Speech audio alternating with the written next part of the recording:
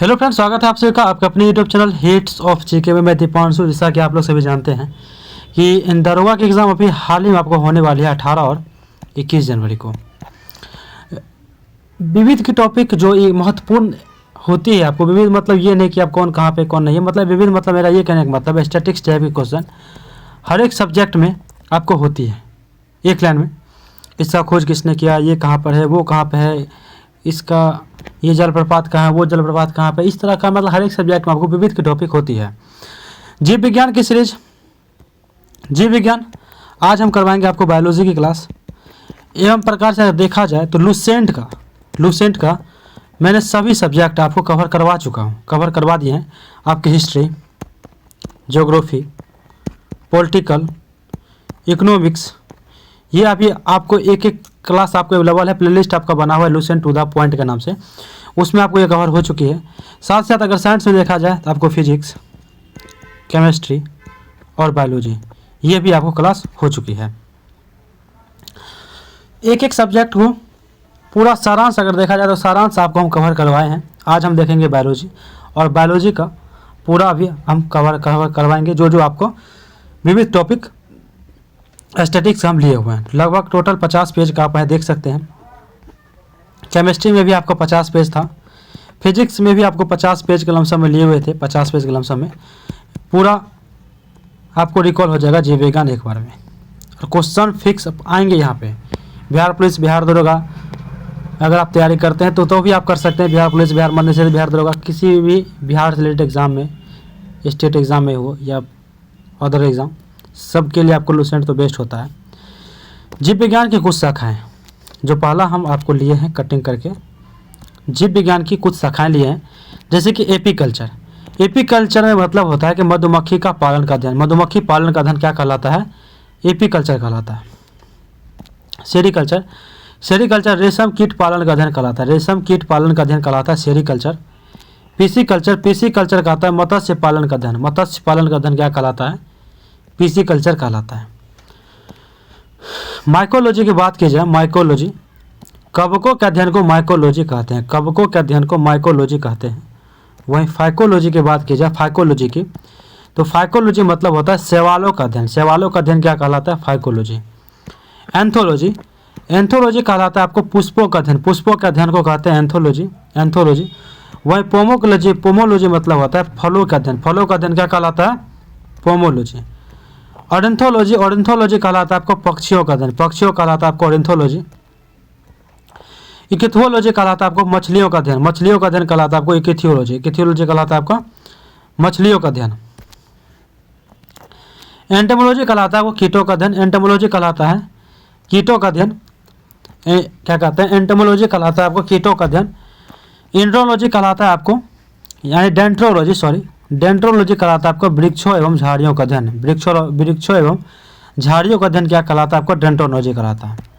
Ophiology कहलाता है सर्पों का अध्ययन। सर्पों का अध्ययन कहलाता है आपका ऑफियोलॉजी। सोरोलॉजी क्या कहलाता है? सोरोलॉजी यानी छिपकली का अध्ययन। छिपकली का अध्ययन कहलाता है आपको सोरोलॉजी। सिल्विकल्चर मतलब क्या होता है? आपको काष्ठी पेड़ों का संवर्धन। काष्ठी पेड़ों का संवर्धन कहलाता है आपको सिल्विकल्चर। हॉर्टिकल्चर क्या होता है? हॉर्टिकल्चर उद्यान विज्ञान का अध्ययन। उद्यान विज्ञान का अध्ययन कहलाता है आपको हॉर्टिकल्चर कहलाता है आपको उद्यान विज्ञान का अध्ययन। फ्लोरिकल्चर कहलाता है आपको फूलों का खेती। फूलों की खेती कहलाता है आपका फ्लोरिकल्चर। एंथोलॉजी होता है फूलों का अध्ययन। फूलों के अध्ययन को कहते हैं एंथोलॉजी कहलाता है आपका फूलों के अध्ययन। एग्रिस्टोलॉजी कहलाता है घास का वैज्ञानिक अध्ययन। घासों का वैज्ञानिक अध्ययन कहलाता है एग्रिस्टोलॉजी। हाइड्रोपोनिक्स होता है पानी में मिट्टी के बिना बढ़ते पौधे का अध्ययन। पानी में मिट्टी के बिना बढ़ते पौधे का अध्ययन कहलाता है आपका हाइड्रोपोनिक्स कहलाता है। आते हैं आपको जीव विज्ञान के प्रमुख नियम सिद्धांत के प्रवर्तक, जैसे कि नियम, सिद्धांत और प्रवर्तक। आनुवांशिकता के सिद्धांत किसने दिया? तो मेंडल ने दिया था। आनुवांशिकता का सिद्धांत किसने दिया? मेंडल ने। जीव सिद्धांत किसने दिया? तो डी.एच. मॉर्गन ने दिया। उत्परिवर्तन सिद्धांत दिया ह्यूगो डो ब्रिज ने दिया। कोशिका सिद्धांत दिया स्लाइडेन एवं स्वान ने। जीव द्रव सिद्धांत हर्टविग ने दिया। उपार्जित लक्षणों की वंशानुगति का नियम, उपार्जित लक्षणों के वंशानुगति का नियम किसने दिया? ये आपको लेमार्क ने दिया, लेमार्क ने। प्राकृतिक चरण सिद्धांत, नेचुरल सिलेक्शन, नेचुरल सिलेक्शन सिद्धांत किसने दिया? डार्विन ने दिया, डार्विन ने। द्विनाम पद्धति, द्विनाम पद्धति के सिद्धांत किसने दिया? तो कैरोलस लिनियस ने दिया, कैरोलस लिनियस ने। डीएनए द्विखंडल मॉडल, डीएनए द्विखंडल मॉडल का सिद्धांत किसने दिया? तो वाटसन एवं क्रिक ने, वाटसन एवं क्रिक ने दिया। कुछ जीवधारियों के वैज्ञानिक नाम, कुछ जीवधारियों के वैज्ञानिक नाम की बात करें तो मनुष्य, मनुष्य यानी होपोसेपियंस, होमोसेपियंस, ठीक है। कुछ जीवधारियों के वैज्ञानिक नाम, मनुष्य होमोसेपियंस कहलाते हैं। मनुष्य का क्या नाम है? तो होमोसेपियंस। मेढक, मेढक का आपको जो वैज्ञानिक नाम है आपको राना टिग्रिना, राना टिग्रिना, राना टिग्रिना किसका नाम है? तो मेढक का। बिल्ली का बात करें तो फेलिस डोमेस्टिका, फेलिस डोमेस्टिका। वही कुत्ता की बात करें तो कैनिस, कैनिस फैमिलियर्स, कैनिस फैमिलियर्स। गाय, गाय का है बॉस इंडिकस, बॉस इंडिकस किसका वैज्ञानिक नाम है? तो गाय का। वही मक्खी की बात करें तो मस्सा डोमेस्टिका, मस्सा डोमेस्टिका किसका नाम है? मक्खी का। आम का जो नाम है आपको मैंगीफेरा इंडिका, आम का वैज्ञानिक नाम है मैंगीफेरा इंडिका। वहीं धान का नाम है ओराइजा सटाइवा, ओराइजा सटाइवा धान का नाम है। गेहूं का वैज्ञानिक नाम है टिटिकम एक्टिवम, टिटिकम एक्टिवम क्या है? धान का वैज्ञानिक, सॉरी गेहूं का वैज्ञानिक नाम है टिटिकम एक्टिवम। वहीं धान का नाम है ओराइजा सटाइवा, ओराइजा सटाइवा। मटर, मटर का जो वैज्ञानिक नाम है पिक्सम सटाइवा, पिक्सम सटाइवम। चना, चना का नाम है आपको क्या कहते हैं? कीसर एरिटिनम, कीसर एरिटिनम। सरसों का वैज्ञानिक नाम है बरिस्का, बरिस्का, सरसों का नाम है बरिस्का कैपेपिटिरिस, कैपेस्ट्रीज, कैपेस्ट्रीज, कैपेस्ट्रीज आपको बरिस्का कैपेस्ट्रीज है सरसों का वैज्ञानिक नाम। प्रोकैरियोटिक यूकैरियोटिक कोशिका में मुख्य अंतर, विशेषता अंगक, प्रोकैरियोटिक यूकैरियोटिक। पहला बात करते हैं कोशिका भित्ति की, कोशिका भित्ति की। कोशिका भित्ति जो है ना प्रोकैरियोटिक में आपको प्रोटीन तथा कार्बोहाइड्रेट की बनी होती है, प्रोटीन तथा कार्बोहाइड्रेट की बनी होती है कोशिका भित्ति। वहीं यूकैरियोटिक में सेलुलोज की बनी होती है, सेलुलोज की बनी होती है। माइटोकॉन्ड्रिया की बात करें तो अनुपस्थित होता है प्रोकैरियोटिक में, माइटोकॉन्ड्रिया प्रोकैरियोटिक में अनुपस्थित होता है, यूकैरियोटिक में क्या होता है? तो उपस्थित होता है। वहीं आपको बात करें इंडोप्लाज्मिक रेटिकुलम की, इंडोप्लाज्मिक रेटिकुलम की, इंडोप्लाज्मिक रेटिकुलम ये प्रोकैरियोटिक में अनुपस्थित होता है, प्रोकैरियोटिक में अनुपस्थित होता है, लेकिन यूकैरियोटिक में क्या होता है? तो उपस्थित होता है, यूकैरियोटिक में आपको उपस्थित होता है। राइबोसोम, राइबोसोम 70S प्रकार के होते हैं, राइबोसोम 70S प्रकार के होते हैं किसमें? प्रोकैरियोटिक में। वहीं आपको अगर बात करें तो किसमें? 70S प्रकार के होते हैं प्रोकैरियोटिक में। वहीं यूकैरियोटिक में आपको 80S प्रकार के होते हैं, 80S प्रकार के। गोल्जिकाय की बात करें, गोल्जिकाय अनुपस्थित होता है, गोल्जिकाय अनुपस्थित होता है किसमें? प्रोकैरियोटिक में। वहीं यूकैरियोटिक में क्या होता है? तो उपस्थित होता है, यूकैरियोटिक में उपस्थित होता है। केंद्रक झिल्ली, केंद्रक झिल्ली प्रोकैरियोटिक में अनुपस्थित होते हैं, प्रोकैरियोटिक में अनुपस्थित होते हैं, लेकिन यूकैरियोटिक में आपको उपस्थित होते हैं। लाइसोसोम, लाइसोसोम भी आपको प्रोकैरियोटिक में अनुपस्थित होते हैं, लेकिन यूकैरियोटिक में ये आपको उपस्थित होते हैं। आगे देखते हैं डीएनए, डीएनए प्रोकैरियोटिक में एकल सूत्र के रूप में होते हैं, एकल सूत्र के रूप में, और डीएनए लेकिन यूकैरियोटिक में पूर्ण विकसित एवं दोहरे सूत्र के रूप में होते हैं, दोहरे सूत्र के रूप में होते हैं। कशाभिका, कशाभिका प्रोकैरियोटिक में केवल एक तंतु होता है, प्रोकैरियोटिक में केवल एक तंतु का होता है, लेकिन यूकैरियोटिक में कुल 11 तंतु होते हैं। केंद्रिका, केंद्रिका प्रोकैरियोटिक में अनुपस्थित होता है, केंद्रिका, केंद्रिका जो है प्रोकैरियोटिक में अनुपस्थित होता है, लेकिन यूकैरियोटिक में आपको उपस्थित होता है। सेंट्रियोल, सेंट्रियोल अनुपस्थित होता है किसमें? प्रोकैरियोटिक में। वही उपस्थित होता है किसमें? तो यूकैरियोटिक में। श्वसन, श्वसन प्लाज्मा झिल्ली द्वारा होता है किसमें? श्वसन प्लाज्मा झिल्ली द्वारा होता है किसमें? प्रोकैरियोटिक में। वही माइटोकॉन्ड्रिया द्वारा होता है किसमें? तो यूकैरियोटिक में, माइटोकॉन्ड्रिया द्वारा होता है यूकैरियोटिक में। लिंग प्रजनन की बात करें, लिंग प्रजनन की, तो लिंग प्रजनन नहीं पाया जाता है किसमें? तो प्रोकैरियोटिक में, लेकिन यूकैरियोटिक में आपको पाया जाता है, यूकैरियोटिक में पाया जाता है। प्रकाश संश्लेषण, प्रकाश संश्लेषण, ठीक है, प्रकाश संश्लेषण है ना थाइलेकाइड में होता है, थाइलेकाइड में होता है किसमें? प्रोकैरियोटिक में, और यूकैरियोटिक में क्लोरोप्लास्ट में होता है, क्लोरोप्लास्ट में होता है। विभाजन अर्धसूत्री प्रकार का होता है, विभाजन है जिसमें अर्धसूत्री प्रकार का होता है किसमें? प्रोकैरियोटिक में। अर्धसूत्री, अर्धसूत्री या समसूत्री दोनों प्रकार का होता है किसमें, यूकैरियोटिक में। आगे आपका एक पॉइंट, कोशिका झिल्ली का उन्नत नमूना 1972 में सिंगर व निकोलसन द्वारा प्रतिपादित किया गया, जिसे तरल किरमीर नमूना के रूप में स्वीकार किया गया। इसके अनुसार लिपिड के अर्धतरलीय प्रकृति के कारण द्विसतह के भीतर प्रोटीन पार्श्व गति करता है। डीएनए एवं आरएनए के मुख्य अंतर, डीएनए एवं आरएनए में मुख्य अंतर की बात करें, डीएनए इसमें डीऑक्सीराइबोसोम श्रृंखला होती है, डीऑक्सीराइबोस श्रृंखला होती है आपको डीएनए में। आरएनए इसमें राइबोस श्रृंखला होती है, राइबोस श्रृंखला होती है। इसमें बेस एडेनिन, ग्वानिन, थाइमिन एवं साइटोसिन होते हैं। आरएनए में इसमें बेस थाइमिन की जगह यूरेसिल आ जाता है। यह मुख्यतः केंद्रक पाया जाता है, यह मुख्यतः केंद्रक पाया जाता है। आरएनए में यह केंद्रक एवं कोशिका द्रव दोनों में पाया जाता है, केंद्रक एवं कोशिका द्रव में दोनों में पाया जाता है। पादप एवं जंतु कोशिका में मुख्य अंतर, पादप कोशिका, जंतु कोशिका। पादप कोशिका, जंतु कोशिका की बात करें, इसमें कोशिका भित्ति पाई जाती है किसमें, पादप कोशिका में। वहीं जंतु कोशिका की बात करें, इसमें कोशिका भित्ति अनुपस्थित होती है, कोशिका भित्ति अनुपस्थित होती है। पादप कोशिका में इसमें लवक पाए जाते हैं, लवक पाई जाती है, लेकिन जंतु कोशिका में इसमें लवक अनुपस्थित होता है। किसमें, जंतु कोशिका में। जंतु कोशिका में लवक नहीं होता है, लेकिन पादप कोशिका में लवक होता है। तारकाय अनुपस्थित होता है किसमें, पादप कोशिका में अनुपस्थित होता है, लेकिन जंतु कोशिका में तारकाय उपस्थित होता है। रिक्तिका यानी कि वैक्यूल्स बड़ी होती है, इसमें रिक्तिका है ना, ये आपको बड़ी होती है, ठीक है। वहीं जंतु कोशिका में रिक्तिका छोटी होती है, छोटी होती है जंतु कोशिका में। इसका आकार लगभग आयताकार होता है, इसका आकार लगभग आयताकार होता है, और इसका लगभग वृत्ताकार होता है। कैसा होता है, तो वृत्ताकार होता है किसका, जंतु कोशिका में, जंतु कोशिका का। कोशिकीय अंग और उनके खोजकर्ता, देखिए ये भी आपको उठा के लाए हैं। अगर आप क्लास कर रहे हैं तो आप नोटिस किए होंगे कि कोई भी आपको फालतू का टॉपिक आपको नहीं मिलेगा, क्योंकि आप देखे होंगे कि सेट मैंने कितना सारा ख़त्म करवाया है। आपको ज्ञान बिंदु के 3rd एडिशन क्वेश्चन बैंक वो भी मैं आपको ख़त्म करवा चुका हूँ, तो इस हिसाब से थोड़ा बहुत अंदाज़ा आ ही जाएगा ना। खोजकर्ता, कोशिकीय अंग, खोजकर्ता, जैसे केंद्रक खोजकर्ता किसने किया था, रॉबर्ट ब्राउन ने किया है खोज। क्लोरोप्लास्ट का खोज किसने किया था, स्पिंचर ने किया था, स्पिंचर ने। तारकाय खोज किसने किया, बॉबेरी ने किया तारकाय खोज।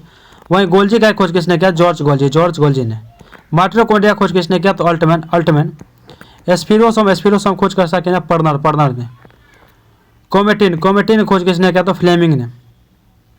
कोमेटिन खोज किसने किया, फ्लेमिंग ने किया। केंद्रिका खोज किसने किया, तो फोंटाना ने किया केंद्रिका खोज। क्रोमोसोम किसने किया, तो हॉफ ने किया था केंद्रक का क्रोमोसोम का खोज। अंतर्द्रव्य जालिका खोज किसने किया, पॉटर ने। वहीं लाइसोसोम की बात करें तो लाइसोसोम खोज किसने किया, सी डुबे ने लाइसोसोम की खोज किया। वहीं राइबोसोम की बात करें, राइबोसोम खोज किसने किया, तो पैलेट ने किया, पैलेट ने। देखिए स्क्रीनशॉट ले लीजिएगा, बहुत जरूरी है आपको। जीव द्रव खोज किसने किया, तो डुंजाडेर ने किया था। केंद्रक कला खोज किसने किया, तो हर्टविग ने किया था। केंद्रक कला खोज हर्टविग ने किया था। केंद्रिका खोज फोंटाना। क्रोमोसोम का हॉस्मिस्टर। अंतर्द्रव्य जालिका का पॉटर। लाइसोसोम का आपका सी.डी. डुबे। राइबोसोम का आपको पैलेट। जीव द्रव का आपका हो जाएगा, आपको डुंडानिन। केंद्रक कला का हो जाएगा हर्टविग, ठीक है। गोल्जी का जॉर्ज गोल्जी। कोशिका विभाजन, सेल डिवीजन। कोशिका विभाजन, सेल डिवीजन को सर्वप्रथम 1855 ईस्वी में विरचाव ने देखा। किसने देखा, तो विरचाव ने। कोशिका का विभाजन मुख्यतः 3 प्रकार से होता है। कितने, 3 प्रकार से। असूत्री विभाजन, समसूत्री विभाजन, अर्धसूत्री, समसूत्री, अर्धसूत्री। समसूत्री एवं अर्धसूत्री विभाजन में अंतर। अर्धसूत्री विभाजन में अंतर। यह विभाजन काय कोशिका में होता है। किस में होता है, काय कोशिका में समसूत्री। अर्धसूत्री क्या होता है, तो यह विभाजन जनन कोशिका में होता है, जनन में। अर्धसूत्री होता है जनन में। इस विभाजन में कम समय लगता है, किसमें, समसूत्री में। इस विभाजन में अधिक समय लगता है, किसमें, तो अर्धसूत्री में। इस विभाजन के द्वारा एक कोशिका से 2 कोशिका बनती है। एक कोशिका से हो जाएगा आपको 2 कोशिका। लेकिन इस विभाजन में एक कोशिका से 4 कोशिका का निर्माण होता है, 4 का निर्माण होता है। ठीक है, किसमें? तो याद रखिएगा अर्धसूत्री में। इधर है समसूत्री। समसूत्री विभाजन में इस विभाजन के द्वारा एक कोशिका 2 कोशिका बनती है। अर्धसूत्री में इस विभाजन से एक कोशिका 4 कोशिका से बनती है। ठीक है, संतति कोशिका में जनक जैसे ही गुणसूत्र होने के कारण आनुवंशिक विविधता नहीं होती है, लेकिन अर्धसूत्री में संतति कोशिका में जनकों से भिन्न गुणसूत्र होने के कारण आनुवंशिक विविधता होती है। किसमें आनुवंशिक विविधता होती है? अर्धसूत्री विभाजन में, लेकिन समसूत्री में नहीं होती है। ठीक है, इसमें गुणसूत्र के आनुवंशिक पदार्थ में आदान प्रदान नहीं होता है, लेकिन समसूत्री में इस विभाजन में गुणसूत्र के बीच आनुवंशिक पदार्थों का आदान प्रदान होता है। इसकी प्रोफेज अवस्था छोटी होती है। किसकी? समसूत्री की। इसकी प्रोफेज अवस्था छोटी होती है, लेकिन इसकी प्रोफेज अवस्था कैसी होती है? तो लंबी होती है, लंबी। जीव जाति गुणसूत्र की बात करें, एस्केरिसिस में कितने गुणसूत्र होते हैं? 2 गुणसूत्र होते हैं। मच्छर में 2 गुणसूत्र होते हैं, मच्छर में। घरेलू मक्खी में आपको 12 गुणसूत्र होते हैं, 12। मटर के पौधे में आपको 14 गुणसूत्र होते हैं, 14। प्याज में 16 गुणसूत्र होते हैं, 16। मक्का में 20 होते हैं। टमाटर में आपको 24 गुणसूत्र होते हैं। मेढक में आपको 26 होते हैं। वहीं नींबू की बात करें 18 और 36 होते हैं। बिल्ली में आपको 38 गुणसूत्र होते हैं, 38। चूहा यानी मॉस में आपको 40 होते हैं। वहीं चूहा एक रैट में आपको 42 होते हैं। गेहूँ में आपको 42 गुणसूत्र होते हैं, 42। खरगोश में आपको 44 गुणसूत्र होते हैं, खरगोश में। वहीं मनुष्य की बात की जाए, तो मनुष्य में आपको कितने गुणसूत्र होते हैं? 46। आलू में आपको होता है 48 गुणसूत्र। चिंपैंजी में आपको होता है 48 गुणसूत्र, 48 चिंपैंजी में। वहीं आपको तंबाकू की बात करें, तंबाकू में होता है आपको 48 गुणसूत्र। घोड़ा का होता है आपको 64 गुणसूत्र, 64। घोड़ा में होता है आपको 64 गुणसूत्र। कुत्ता की बात करें, कुत्ता में 78 गुणसूत्र होता है, 78। कबूतर में आपको 80 गुणसूत्र होता है, 80 गुणसूत्र, 80। टेरिडोफाइटस में आपको 1300 से लेकर 1600 तक गुणसूत्र होते हैं टेरिडोफाइटस में। आगे देखें, डब्ल्यू वाटसन ने 1905 ईस्वी में सर्वप्रथम जेनेटिक्स नाम का उपयोग किया था। डब्ल्यू वाटसन सर्वप्रथम वही थे जिन्होंने जेनेटिक्स शब्द का प्रयोग किया 1905 में। जोहानसन ने 1909 में सर्वप्रथम जीन शब्द का प्रयोग किया। जोहानसन ने सर्वप्रथम 1909 में किया था। फिनोटाइप जीवधारी के जो लक्षण प्रत्यक्ष रूप से दिखाई पड़ते हैं उसे फिनोटाइप कहते हैं। जीनोटाइप की बात करें, जीवधारी के आनुवंशिक संगठन को उसका जीनोटाइप कहते हैं, जो कि कारकों यानी जीन का बना होता है, जीनोटाइप्स जीवधारी के आनुवंशिक संगठन को उसका जीनोटाइप्स कहते हैं, जो कि कारकों यानी जीन का बना होता है। आनुवंशिक से संबंधित कुछ प्रमुख तथ्य, आनुवंशिकी से संबंधित कुछ प्रमुख तथ्य की बात करें, टी.एच. हेक्सेल की बात करें, जीव द्रव ही जीवन का भौतिक आधार है, टी.एच. हेक्सेल ने कहा। डब्ल्यू फ्लेमिंग ने क्रोमेटिन शब्द को प्रतिपादित किया था। डब्ल्यू फ्लेमिंग ने क्रोमेटिन शब्द को प्रतिपादित किया था। ई स्ट्रासबर्गर ने पौधे में कोशिका विभाजन का वर्णन किया। ई स्ट्रासबर्गर ने। डब्ल्यू फ्लेमिंग ने माइटोसिस शब्द को प्रतिपादित किया, डब्ल्यू फ्लेमिंग ने। वहीं डब्ल्यू रॉक्स ने क्या किया? तो भ्रूण विज्ञान की स्थापना की। कौन? डब्ल्यू रॉक्स ने। डब्ल्यू वाल्टेयर ने क्या किया? तो क्रोमोसोम शब्द प्रतिपादन किया। डब्ल्यू वाल्टेयर ने क्या किया? तो क्रोमोसोम शब्द का प्रतिपादित किया। एच हैरिगल व एच विल्फ्रोथ ने क्या किया? दलहनी पौधे में नाइट्रोजन स्थिरीकरण को बताया। डी इवानोव्स्की ने क्या किया? तो विषाणुओं के अस्तित्व के प्रमाण दिए। कौन? D Ivanovsky. ए विजमैन ने क्या किया था? जर्म प्लाज्मा की निरंतरता का सिद्धांत दिया। कौन? तो ए विजमैन ने क्या किया? जर्म प्लाज्मा की निरंतरता का सिद्धांत दिए। ई बुकनर क्या कहते? ईस्ट कोशिकाओं से एंजाइम प्राप्त करके उनसे किण्वन कराया और उन्हें जैमीज नाम दिया। कौन? तो ई बुकनर। आर आर अल्टमैन ने क्या किया, न्यूक्लिक एसिड शब्द प्रतिपादित किया, न्यूक्लिक एसिड शब्द को प्रतिपादित किया आर अल्टमैन ने। ह्यूगो डी ब्रिज क्या किया, ह्यूगो डी ब्रिज उत्परिवर्तन सिद्धांत दिया, उत्परिवर्तन सिद्धांत किसने दिया, ह्यूगो डी ब्रिज ने, ह्यूगो डी ब्रिज ने। कार्ल लेडिस्टर की बात करें, कार्ल लेडिस्टर की, तो रक्त वर्गों का पता लगाया, रक्त वर्गों का पता लगाया कौन, तो कार्ल लेडस्टिनर। आगे बात करें टर्बोट, टर्बोट को क्या करे, जीवाणुभोजी की खोज की, जीवाणुभोजी खोज किसने किया, टर्बोट ने, टर्बोट ने क्या किया, जीवाणुभोजी का खोज किया। ग्रिफिथ, ग्रिफिथ, ग्रिफिथ क्या हुआ, तो न्यूमोकोस जीवाणु में रूपांतरण द्वारा सिद्ध किया कि कुछ ही अनुवांशिक पदार्थ है। ग्रिफिथ क्या हुआ, तो न्यूमोकस जीवाणु में रूपांतरण द्वारा सिद्ध किया कि कुछ ही अनुवांशिक पदार्थ है, ग्रिफिथ।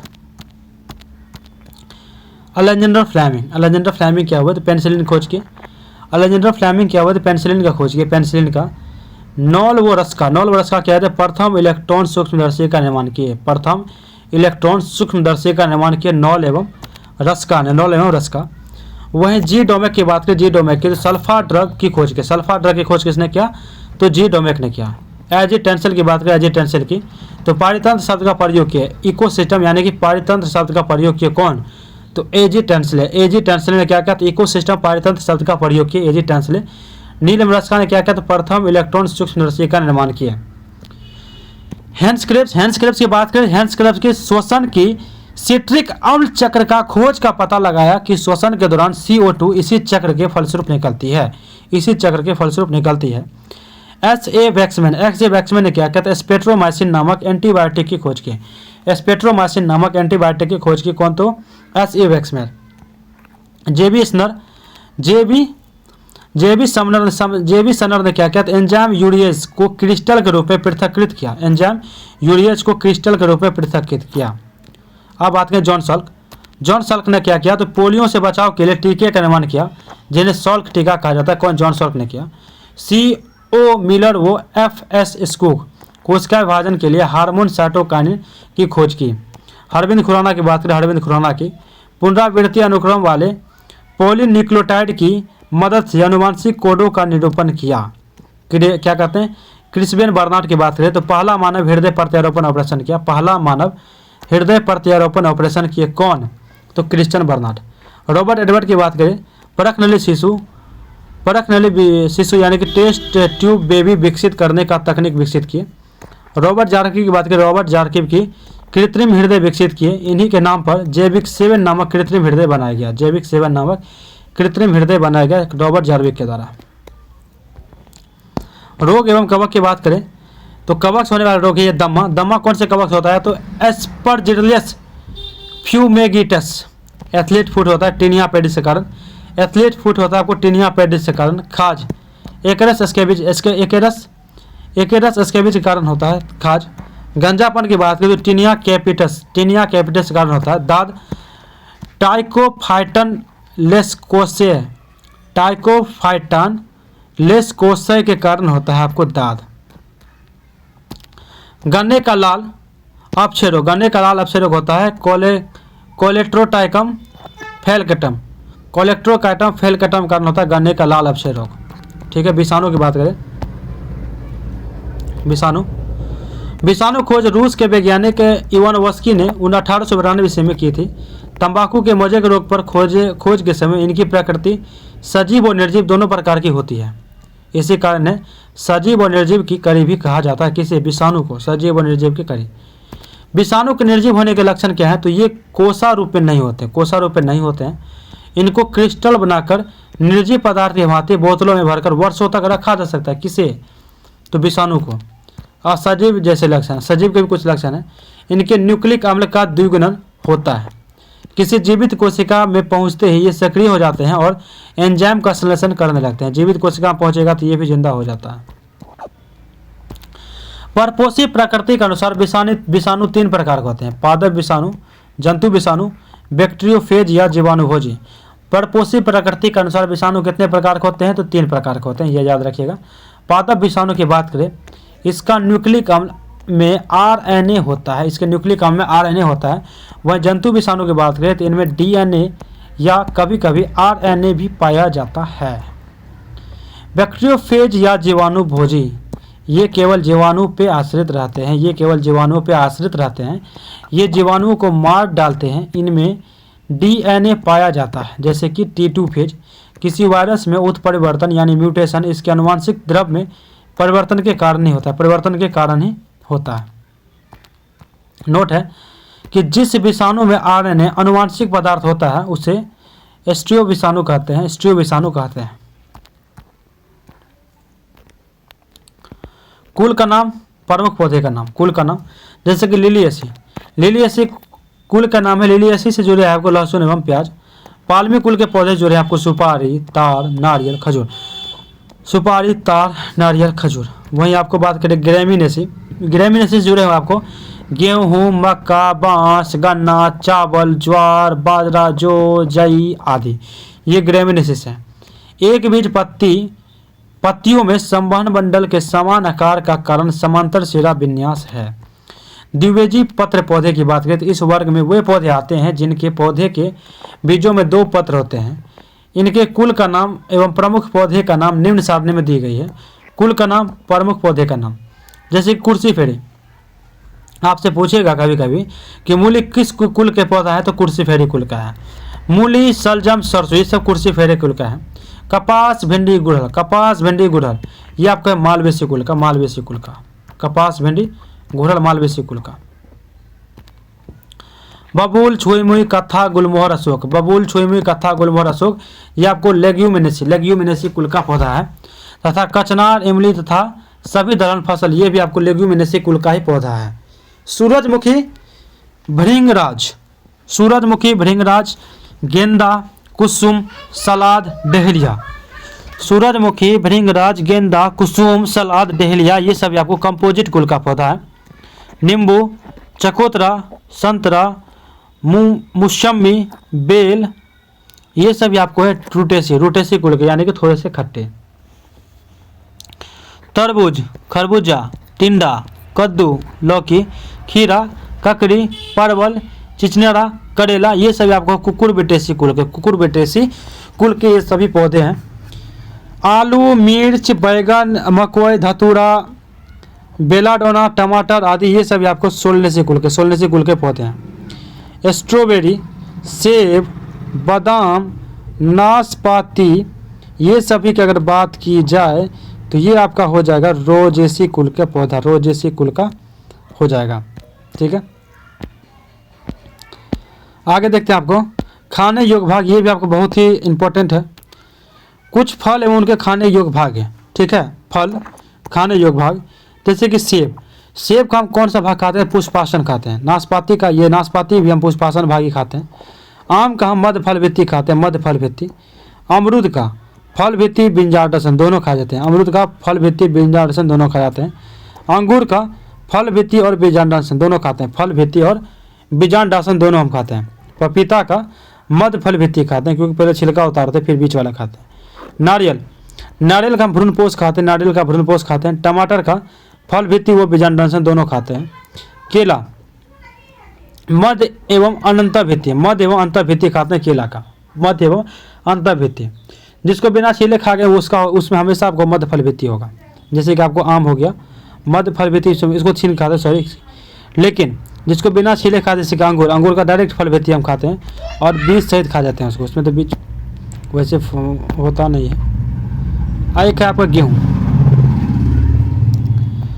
गेहूँ, गेहूँ का खाने योग्य भाग है ना, भ्रूणपोष एवं भ्रूण दोनों है, भ्रूणपोष एवं भ्रूण।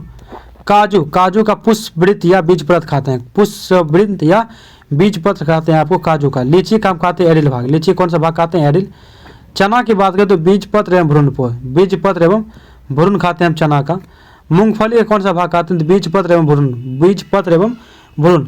शहतूत की बात करें तो रसीले परिदलपुंज खाते हैं, शहतूत का रसीले दलपुंज परिदलपुंज खाते हैं। कटहल, कटहल का परिदलपुंज व बीज खाते हैं, परिदलपुंज व बीज खाते हैं।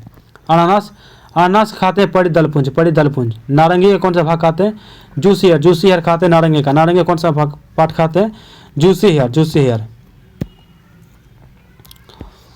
पादप रोग, पादप रोग के बारे में देखते हैं। प्लांट डिजीज यानी कि विषाणु जनित रोग, विषाणु जनित रोग। तंबाकू का मोजेक रोग, तंबाकू का मोजेक रोग है ना, ये पादप जनित रोग है। कौन कौन सा होता है, इस रोग में पत्तियां सिकुड़ जाती हैं तथा छोटी हो जाती हैं, पत्तियां का क्लोरोफिल नष्ट हो जाता है। इस रोग का कारक टोबैको मोजेक वायरस यानी कि TMV है। नियंत्रण, रोग में प्रभावित पौधे को इकट्ठा कर जला देना चाहिए। आगे पोटैटो मोजेक में यह रोग पोटैटो वायरस X से होता है। इससे पत्तियों में चितकबरापन तथा बौनापन के लक्षण प्रदर्शित होता है। ठीक है। बंकी टॉप ऑफ बनाना की बात करें, बंकी टॉप ऑफ बनाना, यह रोग बनाना वायरस 1 के द्वारा होता है। इस रोग में पौधे बौने तथा सभी पत्तियां शिखा पर क्या कहते हैं गुलाबवत एकत्रित हो जाती है। बंकी टॉप ऑफ बनाना, यह रोग बनाना वायरस 1 के द्वारा होता है। इस रोग में पौधे बौने तथा सभी पत्ते शिखा पर गुलाबवत एकत्रित हो जाती है। रंग परिवर्तन की बात करें, रंग परिवर्तन यानी पौधे में रंग परिवर्तन जो होता है, कलर चेंज। हरिमानहीनता एक विषाणु जनित रोग है। हरिमानहीनता एक विषाणु जनित रोग है। इस रोग में पूरी पत्ती का रंग पीला, सफेद या मोजेक पैटर्न का हो जाता है।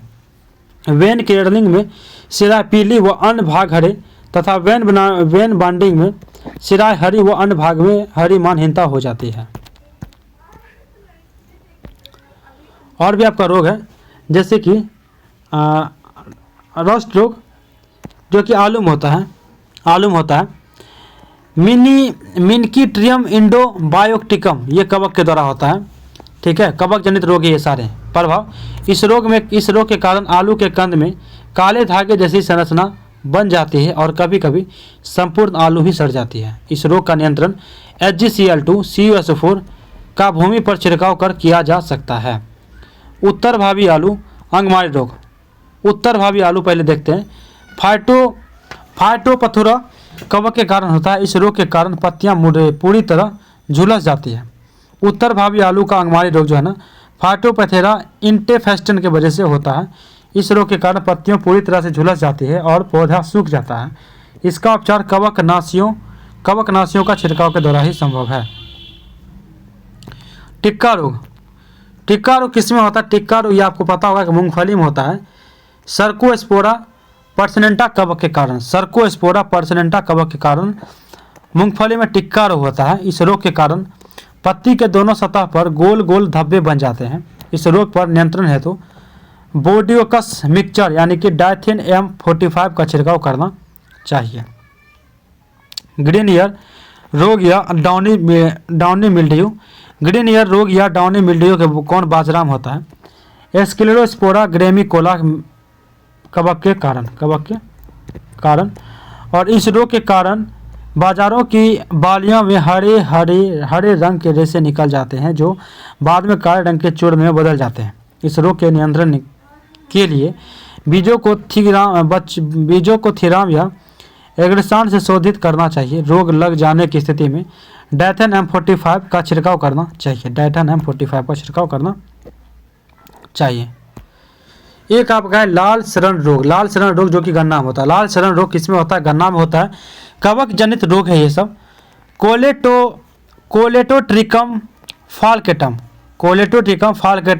कवक के वजह से होता है। इस रोग के कारण गन्ने के तने व पत्तियों में लाल धारियां हो जाती है। गन्ने के रस में से शराब जैसी गंध आती है। किट्टू रोग गेहूं में होता है। कवक जनित रोग है आपको किट्टू रोग।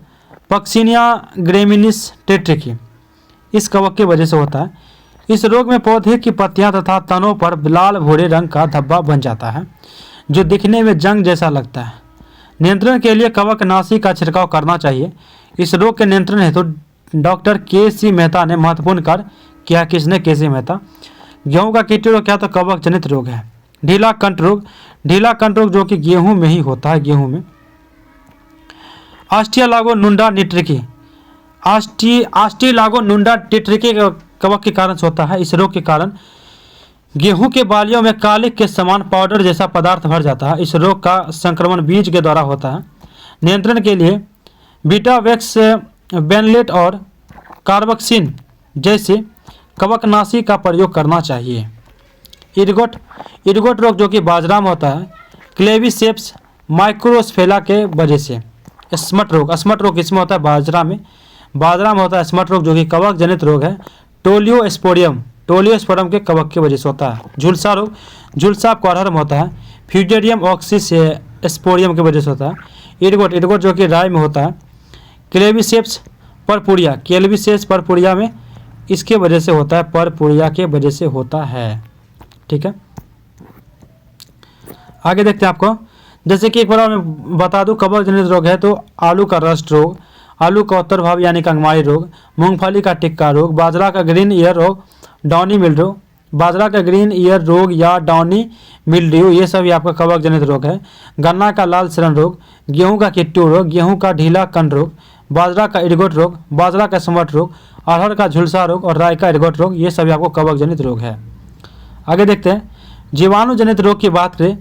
आलू का शिथिल रोग जीवाणु जनित रोग, आलू का शिथिल रोग जीवाणु जनित रोग है।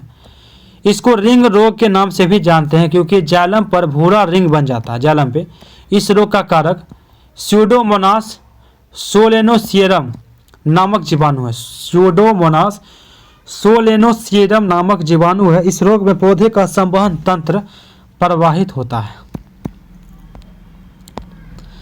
Black arm of cotton, black arm of cotton, black arm of cotton इस रोग का कारक क्या तो मैंथोमोनास नामक जीवाणु है। इस रोग में पत्ती पर छोटी छोटी क्या कहते हैं जलाद्र स्थान यानी भूरा रंग हो जाता है। धान का अंगमारी रोग, धान का अंगमारी रोग ये भी क्या है तो जीवाणु जनित रोग है। बैक्टीरियल ब्लाइट ऑफ राइस, इस रोग में जेंथोमोनास ओराइजी नामक जीवाणु से होता है। इसमें पत्तियों की एक या दोनों सतह पर पीला हरा सॉफ्ट स्पॉट दिखाई देता है धान का अंगमारी रोग में। सैट्रस कैंकर की बात करें तो इस रोग का कारक सैट्रोनस एक्सोनोपोंडिस नामक जीवाणु है। इसकी उत्पत्ति चीन में हुई थी। नींबू, संतरे एवं अंगूर की पत्तियां, शाखाएं, फल सभी इसी रोग से प्रभावित होती है। सैट्रस कैंकर। गेहूं का टुंडू रोग, गेहूं का टुंडू रोग है ना, ये भी आपको जीवाणु जनित रोग है। टुंडू डिजीज ऑफ व्हीट, इस रोग का कारक कीरोनोबैक्टीरियम टिट्रिकी नामक जीवाणु है तथा एंजुड्रना टिट्रिकी नामक नेमेटोड है। इस रोग में पत्तियों के नीचे का भाग मुरझाकर मुड़ जाता है। करनाल बंड भी गेहूं का एक बीमारी है। करनाल बंड। तत्व की कमी से होने वाला रोग, तत्व की कमी से उत्पन्न रोग होना, तत्व की कमी से, पौधे में तत्व की कमी से उत्पन्न रोग की बात करें तो रोग लक्षण किस तत्व की कमी से। देखिए आम एवं बैगन लिटिल लीफ, आम एवं बैगन में लिटिल लीफ रोग है ना, आम एवं बैगन में लिटिल लीफ होता है जस्ता कमी से, ये होता है आपको जस्ता कमी से। तत्व की कमी से बता रहा हूँ आपको, पूछेगा। नींबू में डायबिक रोग किसके वजह से होता है, तांबा की वजह से। नींबू में डायबिक रोग किसकी वजह से होता है, तांबा की वजह से। नींबू में लिटिल लीफ भी होता है आपको तांबा के ही वजह से। फूलगोभी में ब्राउनिंग रोग जो है ना, ये बोरोन की कमी से होता है। मटर में मार्स रोग किसके वजह से होता है तो मैग्नीज की वजह से। लीची में पत्ती जलना ये होता है पोटेशियम की कमी से। धान में खैरा रोग होता है आपको, ये भी आपको होता है जस्ता की कमी से। ठीक है। आलू का ब्लैक हट रोग होता है भंडारण में O2 की कमी से। आंवले में निक्रोसिस रोग होता है बोरोन की कमी से। सलजम में वाटर कोर होता है आपको मैग्नीज की कमी से। गाजर में क्वार्टर स्पॉट होता है कैल्शियम कमी से। मक्का में व्हाइट बर्ड होता है आपको जस्ता कमी से। चुकंदर में हट रोग होता है आपको बोरोन कमी से। किससे कमी से तो बोरोन की कमी से होता है। लक्ष्य, उदाहरण एवं निवारण। ठीक है। जैसे कि तथ्य है कि सबसे बड़ा आवृत्तिबीजी वृक्ष कौन है, यूकेलिप्टस। संसार में सबसे लंबा वृक्ष की बात करें, सिकोया, यह एक नग्न वृक्ष है। इसकी ऊंचाई 120 मीटर है। इसे कोस्ट रेडवुड ऑफ कैलिफोर्निया भी कहते हैं। सबसे छोटे आकार में आवृत्तिबीजी पौधे की बात करें तो लेमा, यह जलीय आवृत्तिबीजी है जो भारत में भी पाया जाता है। सबसे बड़ी पत्ती वाला पौधा की बात करें तो विक्टोरिया रिजिया, यह भारत में बंगाल में पाया जाने वाला जलीय पादप है। क्या है, एक जलीय पादप है। सबसे बड़ा बीज 12 इंच लंबा। कोकोडीमर प्रजाति यानी स्पाइसी लोडोसिया मालडिविका, ये सबसे बड़ा बीज है आपका 12 इंच लंबा। कोकोडीमर है, क्या है तो कोकोडीमर। इसकी प्रजाति क्या है तो स्पाइसी प्रजाति का है, लोडोसिया माल्टविका का इसकी प्रजाति है। आप याद रखिए कि सबसे बड़ा बीज कौन है तो कोकोडीमर। सबसे बड़ी पत्ती वाला पौधा कौन है तो विक्टोरिया रेजिया। विक्टोरिया रेजिया यह भारत में बंगाल में पाया जाने वाला जलीय पादप है। सबसे छोटा टेरिडोफाटा कौन है एजोला। कौन है एजोला, यह एक जलीय पादप है। सबसे छोटा बीज की बात करें तो ऑर्किड। सबसे छोटा बीज कौन है ऑर्किड है। वही सबसे छोटा पुष्प कौन है तो उल्फिया। इसका व्यास 0.1 मिमी का होता है। सबसे बड़ा पुष्प की बात करें, सबसे बड़ा पुष्प की तो रेफ्लेसिया। सबसे बड़ा फूल रेफ्लेसिया, सबसे छोटा उल्फिया। रेफ्लेसिया ओरोनोलडाई व्यास 1 मीटर तथा भार लगभग 8 किलोग्राम हो सकता है। यह वाटिस की जड़ पर परजीवी है। एक परजीवी है। सबसे छोटा आवृत्ति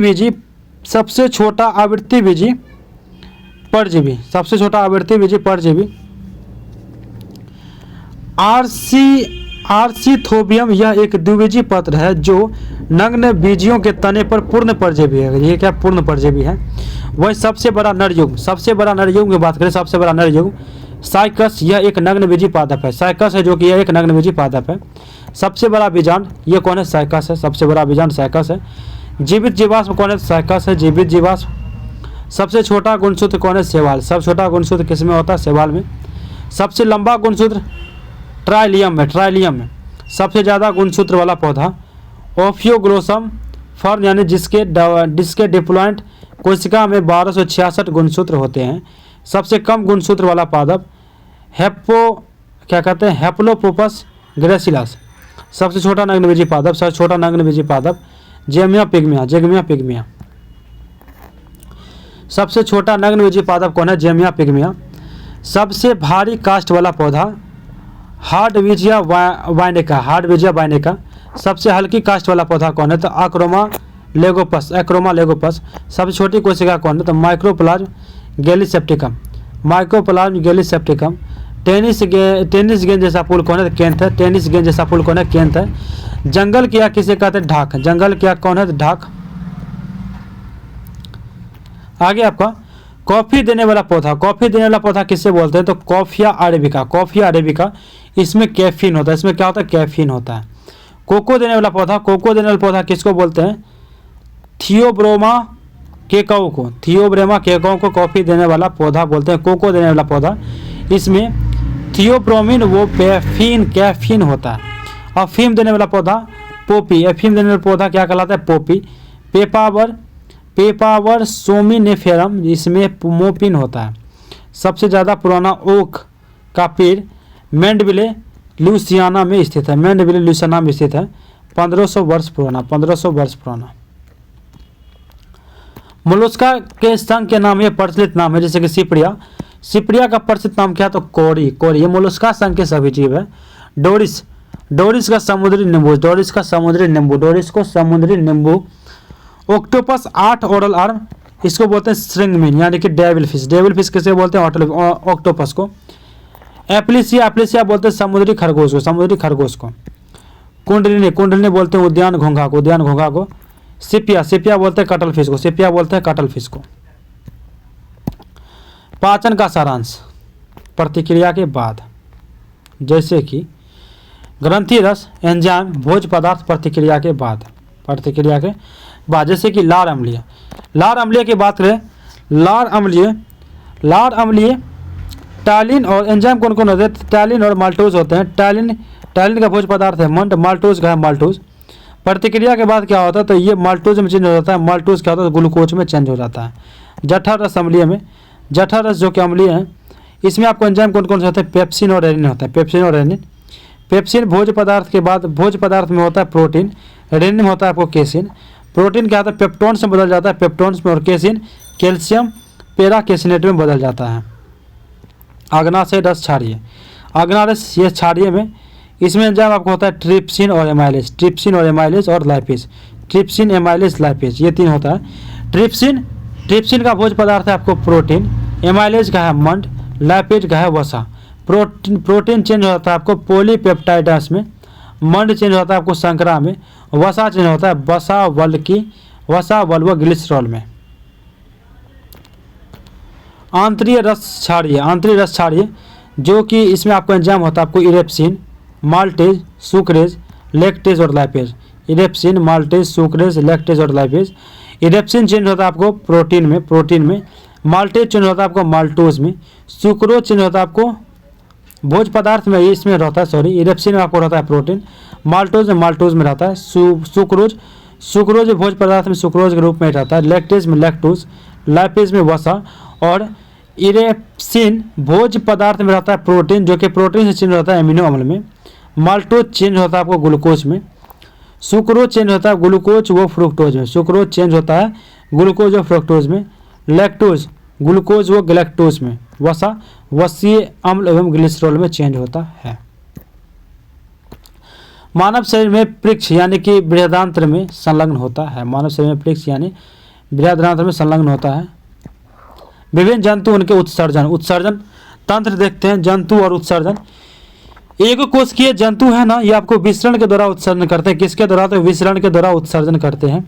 वहीं पोरीफेरा संघ के जंतु की बात करें, पोरीफेरा संघ के जंतु विशिष्ट नलिका तंत्र द्वारा उत्सर्जन करते हैं, विशिष्ट नलिका तंत्र द्वारा उत्सर्जन करते हैं। वहीं सिलेनेंट्रस जंतु है ना आपको सीधे कोशिकाओं द्वारा उत्सर्जन करते हैं। चपटे कृमि ज्वाला कोशिकाओं द्वारा क्या करते हैं, उत्सर्जन करते हैं। एनेलिडा संघ के जंतु की बात करें, एनेलिडा संघ के जंतु आपको वृक्क द्वारा उत्सर्जन करते हैं, वृक्क के द्वारा। ऑर्थोपोडस क्या करता है, तो मेलपिगियन नलिकाओं द्वारा ये उत्सर्जन करते हैं, मेलपिगियन नलिका के द्वारा। एनेलिडा क्या करता है, तो वृक्क के द्वारा करता है, वृक्क के द्वारा। मोलस्का मूत्र अंग के द्वारा उत्सर्जन करता है। केसरुकी क्या करता है, तो मुख्यतः वृक्क के द्वारा ही उत्सर्जन करता है, वृक्क के द्वारा। एक तथ्य आपको, मनुष्य के शरीर में कुल हड्डियों की संख्या कितनी, 206। बाल अवस्था में कुल हड्डियों की संख्या कितनी होती है, 208। बाल अवस्था में 208 और शिशु अवस्था में होती है आपको 300। सिर की कुल हड्डियों की संख्या, सिर में कुल हड्डियाँ कितनी होती है, 29। कपाल में कितनी होती है, 8। फेशियल में होता है 14, फेस में, और कर्ण में होता है 6। रीढ़ की कुल हड्डियों की संख्या प्रारंभ में कितनी होती है, 33। रीढ़ की कुल हड्डियों की संख्या विकसित होने पर कितनी होती है, 26। पसलियों की कुल हड्डियों की संख्या पसली में होती है आपको 24 हड्डियाँ, 24। केसुरिक दंड के भाग की बात करें तो गर्दन सेरिबल रीजन, इसमें आपको 7 केसुरिक होते हैं, 7 केसुरिक। वक्ष थ्रोसिस रीजन में 12 केसुरिक होते हैं। कटी में आपको 5 केसुरिक होते हैं, कटी में 5 केसुरिक। त्रिक में आपको 5 केसुरिक होते हैं। वही पुक्ष में आपको 4 केसुरिक होते हैं, पुक्ष में भी आपको 4 केसुरिक होते हैं। गर्दन में 7, वक्ष में 12, कटी में 5, त्रिक में 5, पुक्ष में आपको 4 केसुरिक होते हैं। टोटल कितने होते हैं, तो टोटल आपको हो गया 33, ठीक है, टोटल 33 हो गया, 12, 17।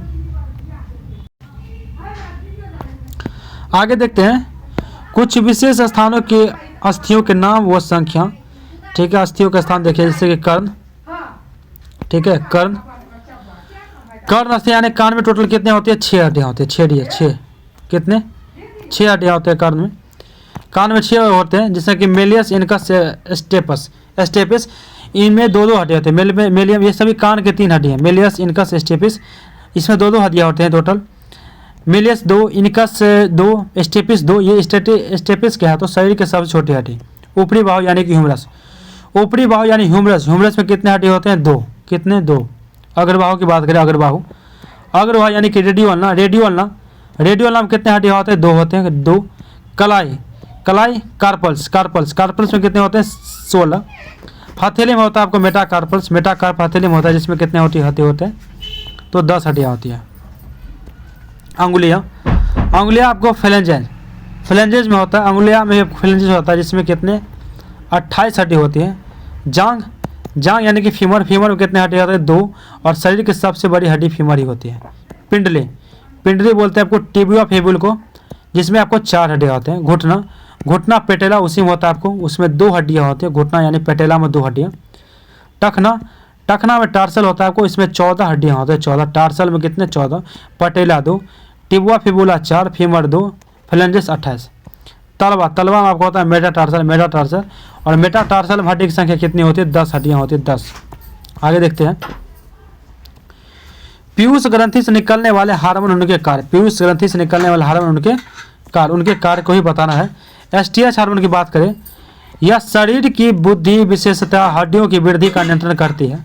एसटीएच की अधिकता से भीमकात्व अथवा एक्रियोमेगली विकार उत्पन्न हो जाती है, जिसमें मनुष्य की लंबाई सामान्य से बहुत अधिक बढ़ जाती है। एसटीएच की कमी से मनुष्य में बौनापन होता है। एसटीएच की कमी से मनुष्य में बौनापन होता है। टीएसएच हार्मोन की बात करें, टीएसएच हार्मोन यह थायराइड ग्रंथि को हार्मोन स्रावित करने के लिए प्रेरित करता है। यह थायराइड ग्रंथि को हार्मोन स्रावित करने के लिए क्या करता था? प्रेरित करता है टीएसएच हार्मोन। एसीटीएच हार्मोन की बात करें, एसीटीएच हार्मोन की एड्रिनल कॉर्टेक्स के स्राव को नियंत्रित करता है। एड्रिनल कॉर्टेक्स के स्राव को क्या करती है? तो नियंत्रित करता है कौन? ACTH hormone. वहीं जीटीएच हार्मोन की बात करें, जीटीएच हार्मोन की, तो यह जनन अंगों के कार्यों को नियंत्रित करता है। यह जनन अंगों के कार्यों को नियंत्रण करता है।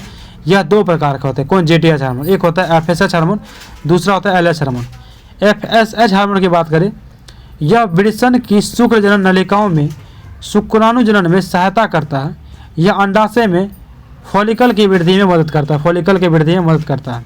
एलएच हार्मोन की बात करें, एलएच हार्मोन यानी कि लुटेनिजाइंग हार्मोन, अंतराल कोशिका उत्तेजक हार्मोन। नर में इसके प्रभाव से अंतराली कोशिकाओं में टेस्टोस्टेरोन हार्मोन एवं मादा में एस्ट्रोजन हार्मोन स्रावित होता है। एस्ट्रोजन हार्मोन स्रावित होता है। एलटीएच हार्मोन की बात करें, यानी दुग्धजनक हार्मोन और लैक्टोजेनिक हार्मोन। इसका मुख्य कार्य है शिशु के लिए स्तनों में दूध स्राव उत्पन्न करना। शिशु के लिए स्तनों में दूध स्राव करना एलटीएच हार्मोन का काम है। वहीं एडीएच हार्मोन की बात करें, एडीएच हार्मोन की एंटीड्यूरेटिक हार्मोन, इसके कारण छोटी छोटी रक्त धमनियाँ का संकीर्णन होता है एवं रक्तदाब बढ़ जाता है। एकदम रक्तदाब क्या होता है? तो बढ़ जाता है। यह शरीर में जल संतुलन को बनाए रखने में भी सहायक होता है। महत्वपूर्ण तथ्य की बात करें, जैसे कि यौवनावस्था, यौवनारंभ में मनुष्य के जीवन काल में जब उसमें जनन क्षमता आरंभ होती है, वह समय यौवनारंभ कहलाता है।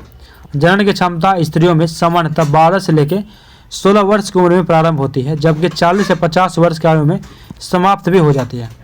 पुरुष में भी यौवनारंभ आपको 12 से 16 वर्ष की उम्र में शुरू हो जाती है, जबकि 50 वर्ष की उम्र के बाद धीरे धीरे जनन क्षमता घटती जाती है। गौण लैंगिक लक्षण की बात करें, यौवनारंभ के समय मनुष्य के शरीर में अनेक प्रकार के परिवर्तन होते हैं तथा अनेक ऐसी परिवर्तन होते हैं जो मादा को नर से विभाजित करते हैं। इन लक्षण को गौण लैंगिक लक्षण कहते हैं। क्या कहते हैं? गौण लैंगिक लक्षण। मेनार्की की बात करें तो लड़कियों में मासिक चक्र का प्रथम बार आरंभ होना 12 से 13 वर्ष की उम्र में होता है। यही आपको मेनार्की कहलाता है। मेनार्की। रजोनिवृत्ति की बात करें, रजोनिवृत्ति को स्त्रियों में 40 से 50 वर्ष की उम्र के पश्चात ऋतुस्राव नहीं होता है, इससे ही रजोनिवृत्ति कहते हैं। अंडोत्सर्ग की बात करें, अंडाशय द्वारा अंडाणु की निमुक्ति को अंडोत्सर्ग कहते हैं। जरायु की बात करें, जरायु की गर्भ के सबसे बाहरी झिल्ली को जरायु कहते हैं। क्या कहते हैं जी? सबसे बाहरी झिल्ली को जरायु कहते हैं। अंकुर क्या करते हैं? यानी कि विलाई। जरायु से अंगुलियों के आकार की अनेक प्रवर्ध निकलते हैं जरायु से, जिन्हें क्या कहते हैं? आपको अंकुर कहते हैं। अपरा यानी कि प्लेसेंटा, अंकुर और गर्भाशय कोशिकीय परत के संपर्क क्षेत्र को क्या कहते हैं? अपरा कहते हैं। इसी को अपरा कहते हैं। नाभि रज्जु, अम्बिलिकल कोड, गर्भ अपरा से एक मजबूत डोरी जैसी रचना से जुड़ा होता है। गर्भ जो है अपरा से एक मजबूत डोरी रचना से जुड़ा होता है, जिसे नाभि रज्जु कहते हैं। यह माता और गर्भ के बीच संपर्क अंग का कार्य करता है। युग्मनज यानी कि जागुट, निषेचित अंडाणु को युग्मनज कहा जाता है। निषेचित अंडाणु को कृत्रिम वीर सेचन, कृत्रिम वीर सेचन, आर्टिफिशियल इंसेमिनेशन, जब शुक्राणु मादा की योनि यानी वजाइना में कृत्रिम विधि द्वारा स्थानांतरित किए जाते हैं तो इस क्रिया को कृत्रिम वीर सेचन कहते हैं। आंतरिक निषेचन की बात करें, आंतरिक निषेचन की, इंटरनल फर्टिलाइजेशन, उच्च स्तनधारियों में निषेचन की क्रिया मादा के शरीर के अंदर होती है। इस प्रकार के निषेचन को आंतरिक निषेचन कहते हैं। क्या कहते हैं आपको? आंतरिक निषेचन कहते हैं। वीर सेचन की बात करें, मैथुन के समय नर के शिश्न द्वारा मादा की योनि में वीर जमा करना, ये वीर सेचन या इंसेमिनेशन कहलाता है। इसी को क्या कहते हैं? वीर सेचन। वीर सेचन।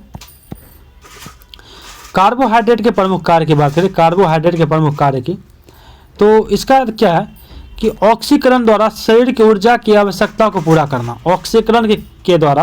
ऑक्सीकरण द्वारा शरीर की ऊर्जा की आवश्यकताओं को पूरा करना, ये कार्बोहाइड्रेट के काम है। शरीर में भोजन संचय की तरह कार्य करना, शरीर में भोजन संचय की तरह कार्य करना, विटामिन सी का निर्माण करना, न्यूक्लिक अम्लों का निर्माण करना, जंतुओं के बाह्य कंकाल का निर्माण करना। कार्बोहाइड्रेट के प्रमुख स्रोत की बात करें, गेहूँ, चावल, मक्का, बाजरा, आलू, शकरकंद और शलजम है। विटामिन कमी से होने वाला रोग, उसके स्रोत, जैसे कि विटामिन है, आपको रासायनिक नाम है। कमी से होने वाला रोग और स्रोत की बात करें तो विटामिन ए, विटामिन ए का रासायनिक नाम है आपको रेटिनॉल। इसके कमी से होता है आपको रतौंधी, संक्रमण का खतरा, जीरोप्थेलेमिया। स्रोत की बात करें दूध, अंडा, पनीर, हरी साग सब्जी, मछली युक्त तेल, इसके विटामिन ए के स्रोत हैं। वहीं विटामिन बी1 की बात करें, विटामिन बी1 की, तो इसको रासायनिक नाम है आपको थायमिन। इसके कमी से बेरी रोग होता है। स्रोत की बात करें तो मूंगफली, तिल, सूखा मिर्च, बिना धुली दाल, यकृत, अंडा एवं सब्जियां, ये सभी विटामिन बी1 के स्रोत हैं। विटामिन बी2 जिसे राइबोफ्लोविन कहते हैं, त्वचा का फटना, आंखों का लाल होना, जिह्वा का फटना, ओष्ठ विदरता, इससे क्या तो इससे कमी से होने वाला रोग है। खमीर, कलेजी, मांस, हरी सब्जियां, दूध, इससे क्या है तो स्रोत है। विटामिन बी3 निकोटिनोमाइड या नियासिन, इससे क्या तो रासायनिक नाम है। पेलेग्रा यानी त्वचा दाद, इससे कमी से होने वाले रोग है। मांस, मूंगफली, आलू, टमाटर, पत्ती वाले सब्जियां, इससे क्या तो स्रोत है। विटामिन बी5 को पैंथोनिक अम्ल कहते हैं, पैंथोनिक अम्ल। बाल सफ़ेद होना, मंद बुद्धि होना, इससे कमी से होने वाला क्या है तो रोग है।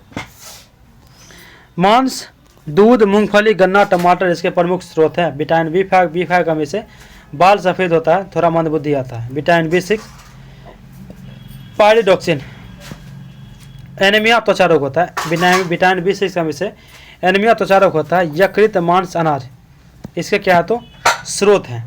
विटामिन बी7 को क्या कहते हैं? बायोटिन कहते हैं। विटामिन बी7 को लकवा, शरीर में दर्द, बालों का गिरना, ये सभी विटामिन बी7 के क्या है तो इससे कमी से रोग होता है। लेकिन मांस, अंडा, यकृत, दूध, इससे क्या है तो स्रोत है। विटामिन बी11 की बात करें तो फॉलिक अम्ल, इसका रासायनिक नाम है। एनीमिया में पेचिश रोग, इसके कमी से होने वाला रोग है एनीमिया और पेचिश रोग। दाल, यकृत, सब्जियां, अंडा, सीम, इससे क्या तो स्रोत है। विटामिन बी12 साइनोकोबालामिन, से क्या तो रासायनिक नाम है। एनीमिया, पांडु रोग, इससे क्या इससे कमी से होने वाला रोग है।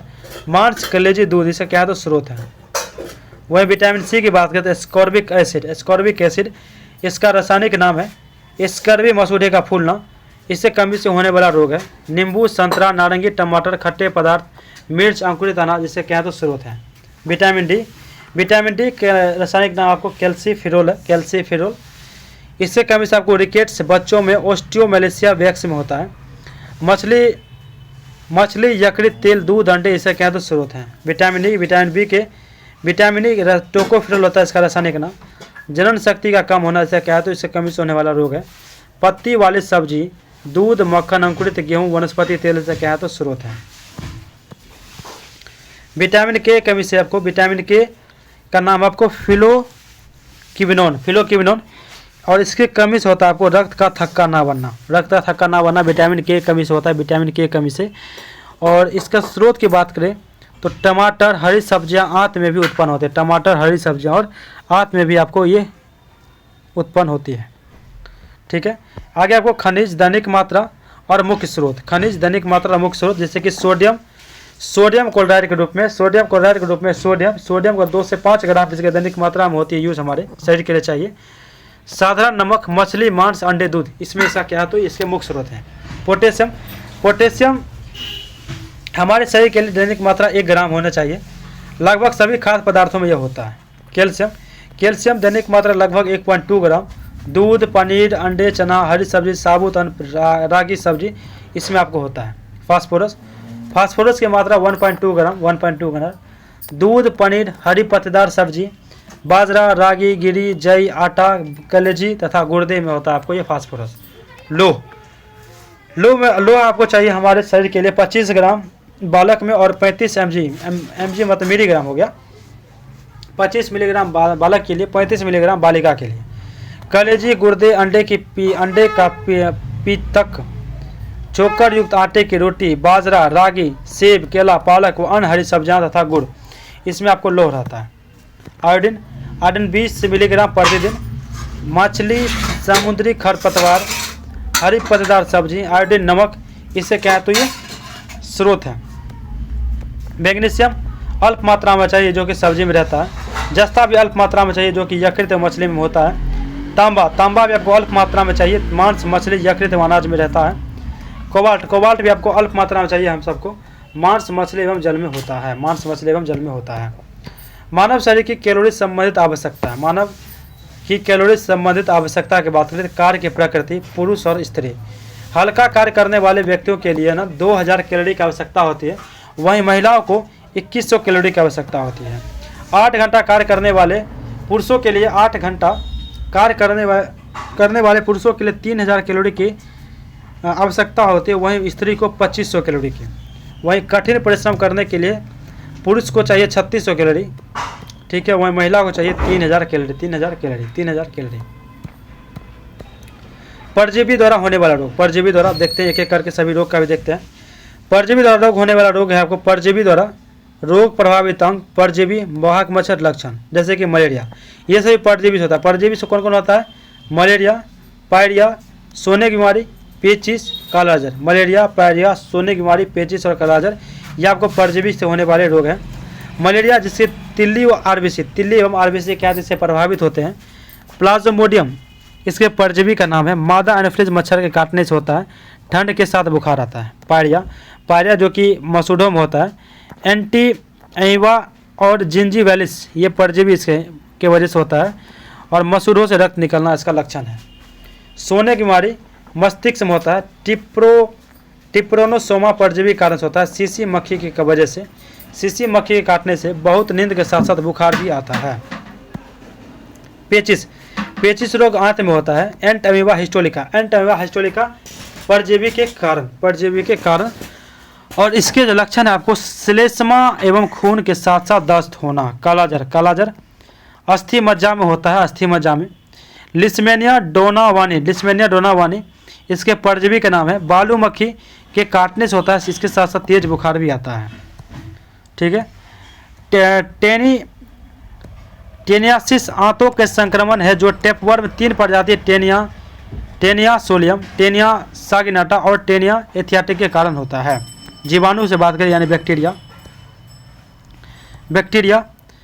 बैक्टीरिया के द्वारा होने वाला रोग, बैक्टीरिया के द्वारा होने वाला रोग, बैक्टीरिया के द्वारा बीमारी, प्रभावित अंग, जीवाणु के नाम, लक्षण।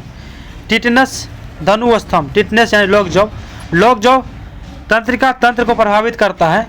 क्लास्ट्रीडियम टेटेनाइड, क्लास्ट्रीडियम टेटेनाइड की वजह से होता है, जीवाणु के नाम है इसके, इसी वजह से होता है। तेज बुखार, शरीर में ऐठन, जबड़ा बंद होना इसके कारण है टिटनेस का। हैजा आंत को प्रभावित करता है। विब्रियो क्लोरी के इसके जीवाणु के नाम है। लगातार दस्त और उल्टियाँ होना इसके क्या तो लक्षण है। टाइफाइड आंत ज्वर में, टाइफाइड जो कि आंत में होता है। सालोमोना टाइफी इसके जीवाणु का नाम है। तेज बुखार, सिर दर्द, पेट दर्द एवं त्वचा पर चकत्ते इसका मुख्य कारण है। वह क्षय रोग की बात करें जो कि फेफड़ा में होता है। माइकोबैक्टीरियम ट्यूबरक्लोसिस जीवाणु के नाम से कारण बार बार खांसी के साथ साथ कफ, रक्त निकलना इसका क्या तो लक्षण है। डिप्थीरिया आपको श्वास नली, नाक और गले की श्लेष्मा झिल्ली को प्रभावित करती है। डिप्थीरिया कोरिनी बैक्टीरियम यानी डिप्थीरिया के जीवाणु के कारण से होता है। सांस लेने में कठिनाई, दम घुटना, हल्का बुखार व वजन घटना इसके प्रमुख लक्षण है। प्लेग जो कि फेफड़ा कार्डम दोनों पैरों के बीच, फेफड़ा कार्डम दोनों पैरों के बीच को प्रभावित करता है। पास्चुरेला पेस्टिस इसके जीवाणु का नाम है। बहुत तेज बुखार, शरीर पे गिल्टी आना इसके लक्षण हैं। काली खांसी जो कि श्वसन तंत्र को प्रभावित करता है। हीमोफिलिस परट्यूसिस जीवाणु के कारण होता है। लगातार खांसी आना इसके प्रमुख लक्षण हैं। निमोनिया की बात करें, निमोनिया जो कि फेफड़ा को प्रभावित करता है, फेफड़ा को क्या कहते हैं, डिप्लोकोकस न्यूमोनी के कारण होता है। तेज बुखार, फेफड़ों में सूजन इसके प्रमुख लक्षण हैं। कोढ़ तंत्रिका तंत्र व त्वचा को प्रभावित करता है, तंत्रिका तंत्र व त्वचा को प्रभावित करता है। माइक्रोबैक्टीरियम लेप्री जीवाणु के नाम से, यह इसी के जीवाणु का नाम है इसका माइक्रोबैक्टीरियम लेप्री। शरीर पर चकत्ते तंत्रिका प्रभावित होता है, शरीर पे चकत्ते है ना, तंत्रिका को प्रभावित करता है। गोनेरिया जो कि मूत्र मार्ग में होता है। नाइसेरिया गोनराय के कारण होता है जीवाणु से, इसका नाम है। मूत्र मार्ग में सूजन आना इसका लक्षण है। सिफिलिस जो कि शिश्न में होता है। टेपोनोमा पेलिडम में होता है। शिश्न में क्या होता है तो घाव हो जाता है। पेप्टिक अल्सर छोटी आंत में होता है। हेलियोबैक्टर पाइलोरी जीवाणु के नाम है। आंत में दर्द, उल्टी और मतली आना इसके क्या होता है प्रमुख लक्षण है। जीवाणु जनित रोग कौन कौन से हैं आपको? टिटनेस धनुस्थम यानी कि लॉक जाओ, हैजा, टाइफाइड, क्षय रोग, डिप्थीरिया, प्लेग, काली खांसी, निमोनिया, कोढ़, गोनेरिया, सिफिलिस और पेप्टिक, ये सभी क्या है तो जीवाणु जनित रोग हैं। विषाणु जनित रोग की बात की जाए, विषाणु जनित की रोग की तो बीमारी, प्रभावित अंग, विषाणु के नाम, लक्षण। एड्स प्रतिरक्षा प्रणाली यानी WBC को प्रभावित करता है। इसके विषाणु का नाम है HIV। लक्षण क्या है तो रोग प्रतिरोधक क्षमता का नष्ट होना। वहीं आपको डेंगू बुखार हड्डी तोड़ बुखार इसे बोलते हैं। संपूर्ण शरीर खासकर आँख व जोड़ में होता है। और वो वायरस इसके विषाणु का नाम है। आँखों, पेशियों और सिर तथा जोड़ों के दर्द में होता है। आँखों, पेशियों, सिर तथा जोड़ों में दर्द में के कारण से होता है। पोलियो जो कि गला रीढ़ नाड़ी संस्थान इसके अंग का नाम है। पोलियो इसके विषाणु का नाम है। ज्वर, बदन में दर्द, रीढ़ की हड्डी, आंत की कोशिकाएं नष्ट हो जाती है, इसके लक्षण है। इन्फ्लुएंजा जिसको संपूर्ण शरीर को प्रभावित करते हैं, संपूर्ण शरीर को। मिक्सो वायरस ABC के वजह से होता है। गला शोथ, छींक, बेचैनी इसके प्रमुख लक्षण हैं। चेचक जो कि संपूर्ण शरीर में होता है। वेरियोला वायरस को प्रभावित करता है। इसके वेरियोला वायरस के विषाणु की वजह से होता है। तेज बुखार, शरीर पे लाल लाल दाने होना इसके लक्षण है। छोटी माता जो कि संपूर्ण शरीर में होता है। वेरियोला वायरस इसके विषाणु का नाम है। बुखार, शरीर पर पित्तिकाएं, लाल दाने इसके क्या है तो लक्षण है। गलशोध जो कि पैराथायराइड ग्रंथि के वजह से होता है। गलशोध पैराथायराइड ग्रंथि को प्रभावित करता है। ज्वर के साथ साथ मुंह खोलने में कठिनाई होती है गलशोध होने से, ठीक है। खसरा संपूर्ण शरीर में होता है। मोरबिलो वायरस के वजह से होता है। शरीर पे लाल लाल दाने होना इसका प्रमुख लक्षण है। टेक्रोमा जो कि आंख में होता है। आंख लाल होना, आंख में दर्द होना टेक्रोमा का रीजन है। क्या कहते हैं हिपेटाइटिस या पीलिया जो कि यकृत में होता है। पेशाब पीला होना, आंख एवं त्वचा पीला हो जाता है। रेबीज जो कि तंत्र को प्रभावित करती है। रेबडो वायरस के वजह से होता है। रोगी पागल हो जाता है, जीभ बाहर निकालता है। मेनिंजाइटिस जो कि मस्तिष्क में होता है, इसमें तेज बुखार आता है। मेनिंजाइटिस जो कि मस्तिष्क में होता है। हर्पिस जो कि त्वचा में होता है। हर्पिस वायरस के कारण, हर्पिस विषाणु के कारण त्वचा में सूजन हो जाती है। कोविड-19 गला और फेफड़ा को प्रभावित करती है। SARS कोविड-2 विषाणु के कारण से होता है। बुखार, खांसी, स्वाद एवं गंध का पता न चलना, गले में खराश, सिर दर्द, दस्त, सीने में दर्द, खुजली और दर्द, त्वचा पर चकत्ते आना, सांस लेने में दिक्कत, बोल ना पाना, हिल डुल ना कर पाना, ऐसे क्या तो लक्षण है, ठीक है।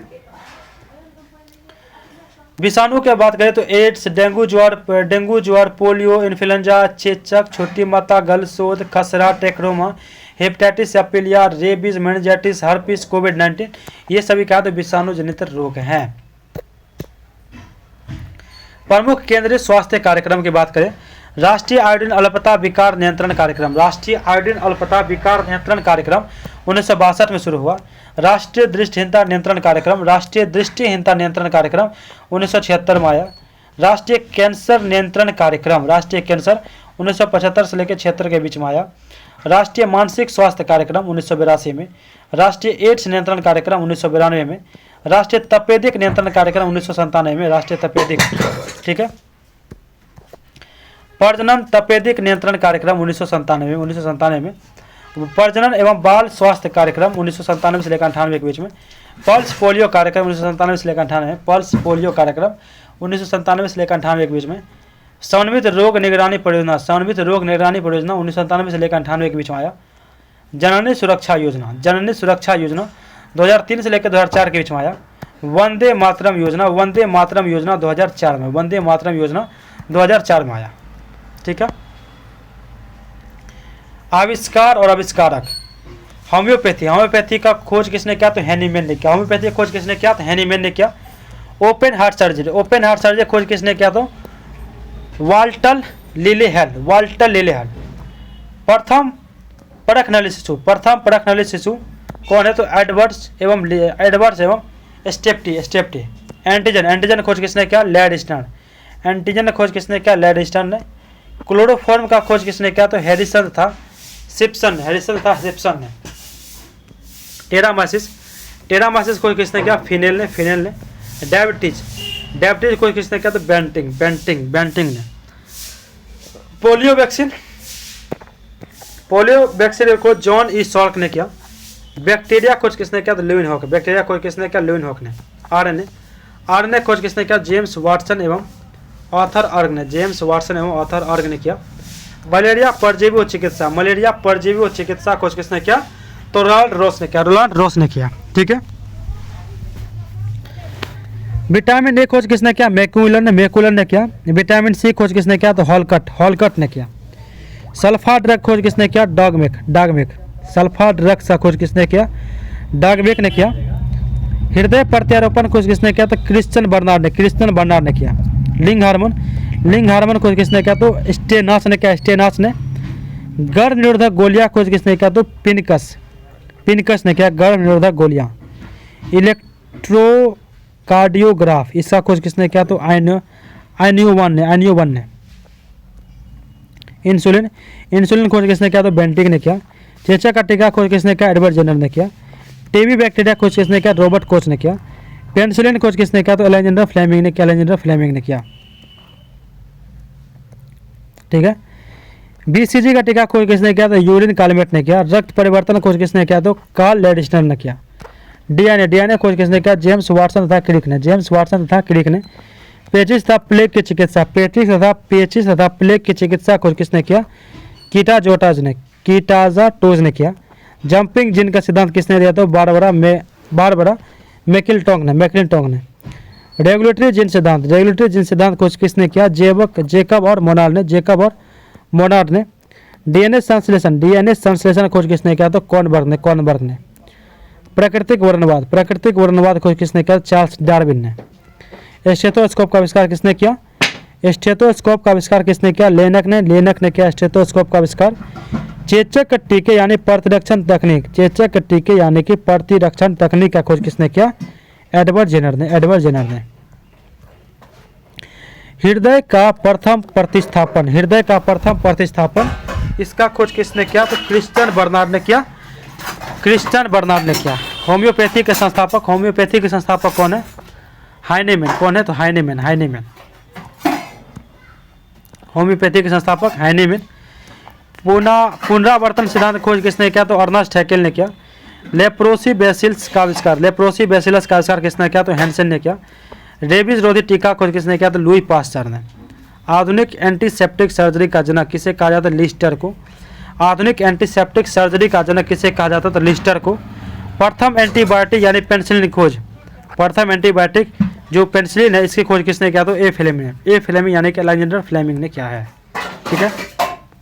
प्रमुख औषधि की बात करें, प्रमुख औषधि निषेचक diethyl ether, chloroform, sulfonal, veronal, chloropropane, cocaine, diazepam, pentothal, sodium halothane, nitrous oxide आदि ये सब क्या है? तो निषेचक है। एंटीबायोटिक्स की बात करें, पेनिसिलिन, टेट्रासाइक्लिन, सफेलस्प्रिन, स्पेट्रोमाइसिन, जेंटामाइसिन, रिफ्रामाइसिन, क्लोरोमाइसिन आदि ये क्या है तो एंटीबायोटिक्स हैं, ये सभी एंटीबायोटिक्स हैं।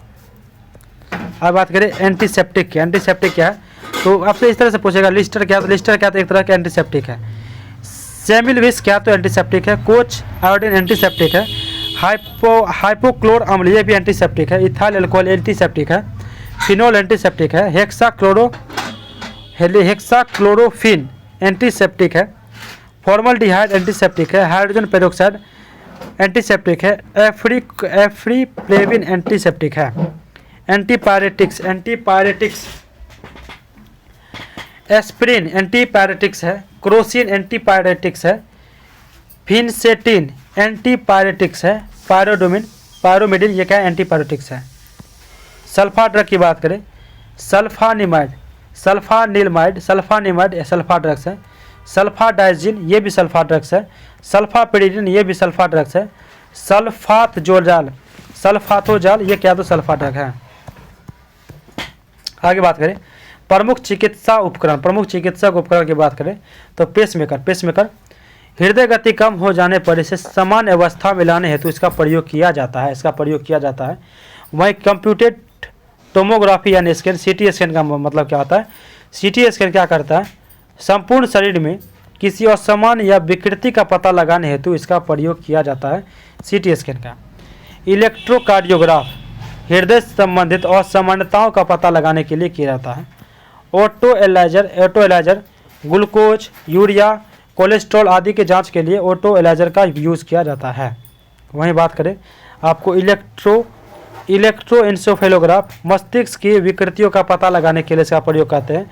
एमआरआई मैग्नेटिक रेजोनेंस इमेजिंग यानी कि एमआरआई द्वारा संपूर्ण शरीर में असामान्य या विकृति का पूर्णतः सही एक्सटर्नल एक्यूरेट पता लगाया जाता है। जंतु की विभिन्न शाखाओं के जनक की बात करें, जंतु विज्ञान के जनक किसे कहा जाता है, अरस्तु को। चिकित्सा शास्त्र विज्ञान के जनक किसे कहा जाता है, हिप्पोक्रेटस को चिकित्सा शास्त्र विज्ञान के जनक कहा जाता है। अनुवांशिकी का जनक किसे कहा जाता है, ग्रेगर और मेंडल को।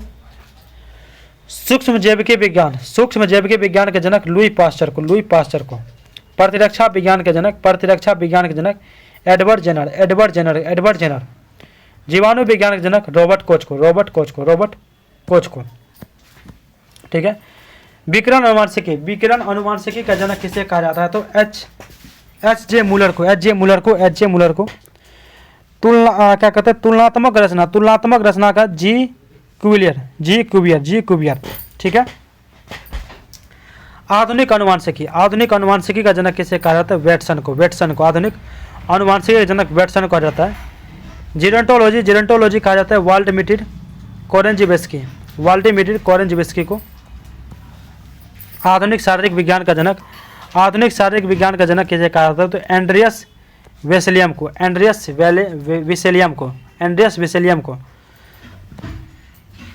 रक्त परिसंचरण तंत्र का जनक किसे कहा गया तो विलियम हार्वे को। रक्त परिसंचरण तंत्र का खोज भी किसने किया तो विलियम हार्वे ने किया, इस तरह भी बोल सकते हैं। रक्त परिसंचरण के जनक किसे कहा जाता है, विलियम हार्वे को। रुधिर खोज किसने किया तो कार्ल लेडिस्नर ने। वर्गीकी का जनक किसे कहा जाता है तो कैरोलस लिनियस को। जीवाश्म विज्ञान का जनक किसे कहा जाता है, लियोनार्डो दा विंची को। आधुनिक भ्रूणकी के जनक किसे कहा जाता है, कार्ल ई वॉन वेयर। जीवाश्म विज्ञान के जनक किसे कहा जाता है, लियोनार्डो दा विंची को। उत्परिवर्तनवाद के जनक किसे कहा जाता है, उत्परिवर्तनवाद का जनक ह्यूगो डी वृज को। सूजननिकी का जनक किसे कहा था, फ्रांसिस गाल्टन को। माइक्रोस्कोपी यानी ये मार्सेली मालफिजी कहा जाता है इसको, जनक को। एंड्रोक्राइनोलॉजी ये कहा जाता है आपको थॉमस एडिसन को। अवास्तविक मछली की बात करें तो वेल फिश क्या है तो एक स्तनधारी है, क्रेफिश ऑर्थोपोडा के हैं। कटल फिश मोलस्का के संख्या है, डेविल फिश ये भी आपको मोलस्का के हैं। ये सभी अवास्तविक मछली है। कौन? वेल फिश, क्रे फिश, कटल fish, devil fish, jelly fish, silver fish, star fish और रेजर फिश। जेली फिश कौन से हैं? तो सिलेंट्रा समूह के, सिलेंट्रा समूह के हैं। लेकिन सिल्वर फिश क्या है? तो इंसेक्टा समूह के हैं। वहीं स्टार फिश की बात करें तो इक्वानोडोमेट्रा समूह के हैं। रेजर फिश क्या है? तो मोलस्का संघ के। वास्तविक मछली की बात करें, वास्तविक मछली की, तो वास्तविक मछली में आपको आता है डॉग फिश, अश्वमीन, फुसफुस मीन, बाघ मीन, ग्लोब मीन, विद्युत मीन, उड़न मीन, मच्छर मीन, मूस मीन। ठीक है। डॉग फिश की बात करें, डॉग फिश आपको है एस्कोलियोडोन। ये क्या? तो वास्तविक मछलियाँ हैं, ये एस्कोलोडिन संघ के हैं डॉग फिश। अश्वमीन क्या है? तो अश्वमीन भी आपको वास्तविक मछली है। हिप्पोकैम्पस संघ के हैं। फुसफुस मीन ये आपको प्रोटोपेटेरस संघ के हैं। बाघ मीन क्या है? तो स्टिगोस्टोमा संघ के हैं। ग्लोब मीन की बात करें टेट्राडोन संघ के हैं। टेट्राडोन संघ के हैं। विद्युत मीन की बात करें टोरपीडो संघ के, टोरपीडो। उड़न मीन एक्सोसीटस संघ के हैं। मच्छर मीन क्या है? तो गेम्बुसिया संघ के हैं। गेम्बुसिया संघ के हैं मच्छर मीन। ठीक है। क्या कहते हैं? मूस मीन हो गया आपको, काइमेरा भी हो गया। ये सभी आपको वास्तविक मछलियाँ। ठीक है। अवास्तविक मछली हो गया, अवास्तविक मछलियाँ इसके ये आपका हो गया विद्युत मीन, उड़न मीन, मच्छर मीन, मूस मीन। ठीक है।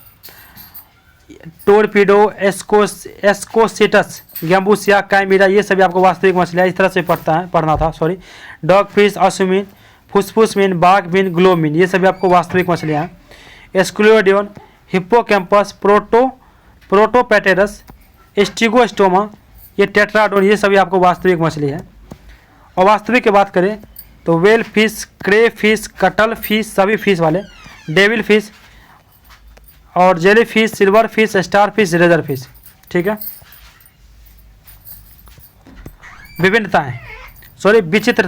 विचित्रताएं की बात करें, सबसे बड़ा स्तनी कौन है? तो नीली व्हेल। सबसे बड़ा स्तनी किसे कहा गया? तो नीली व्हेल कहा गया।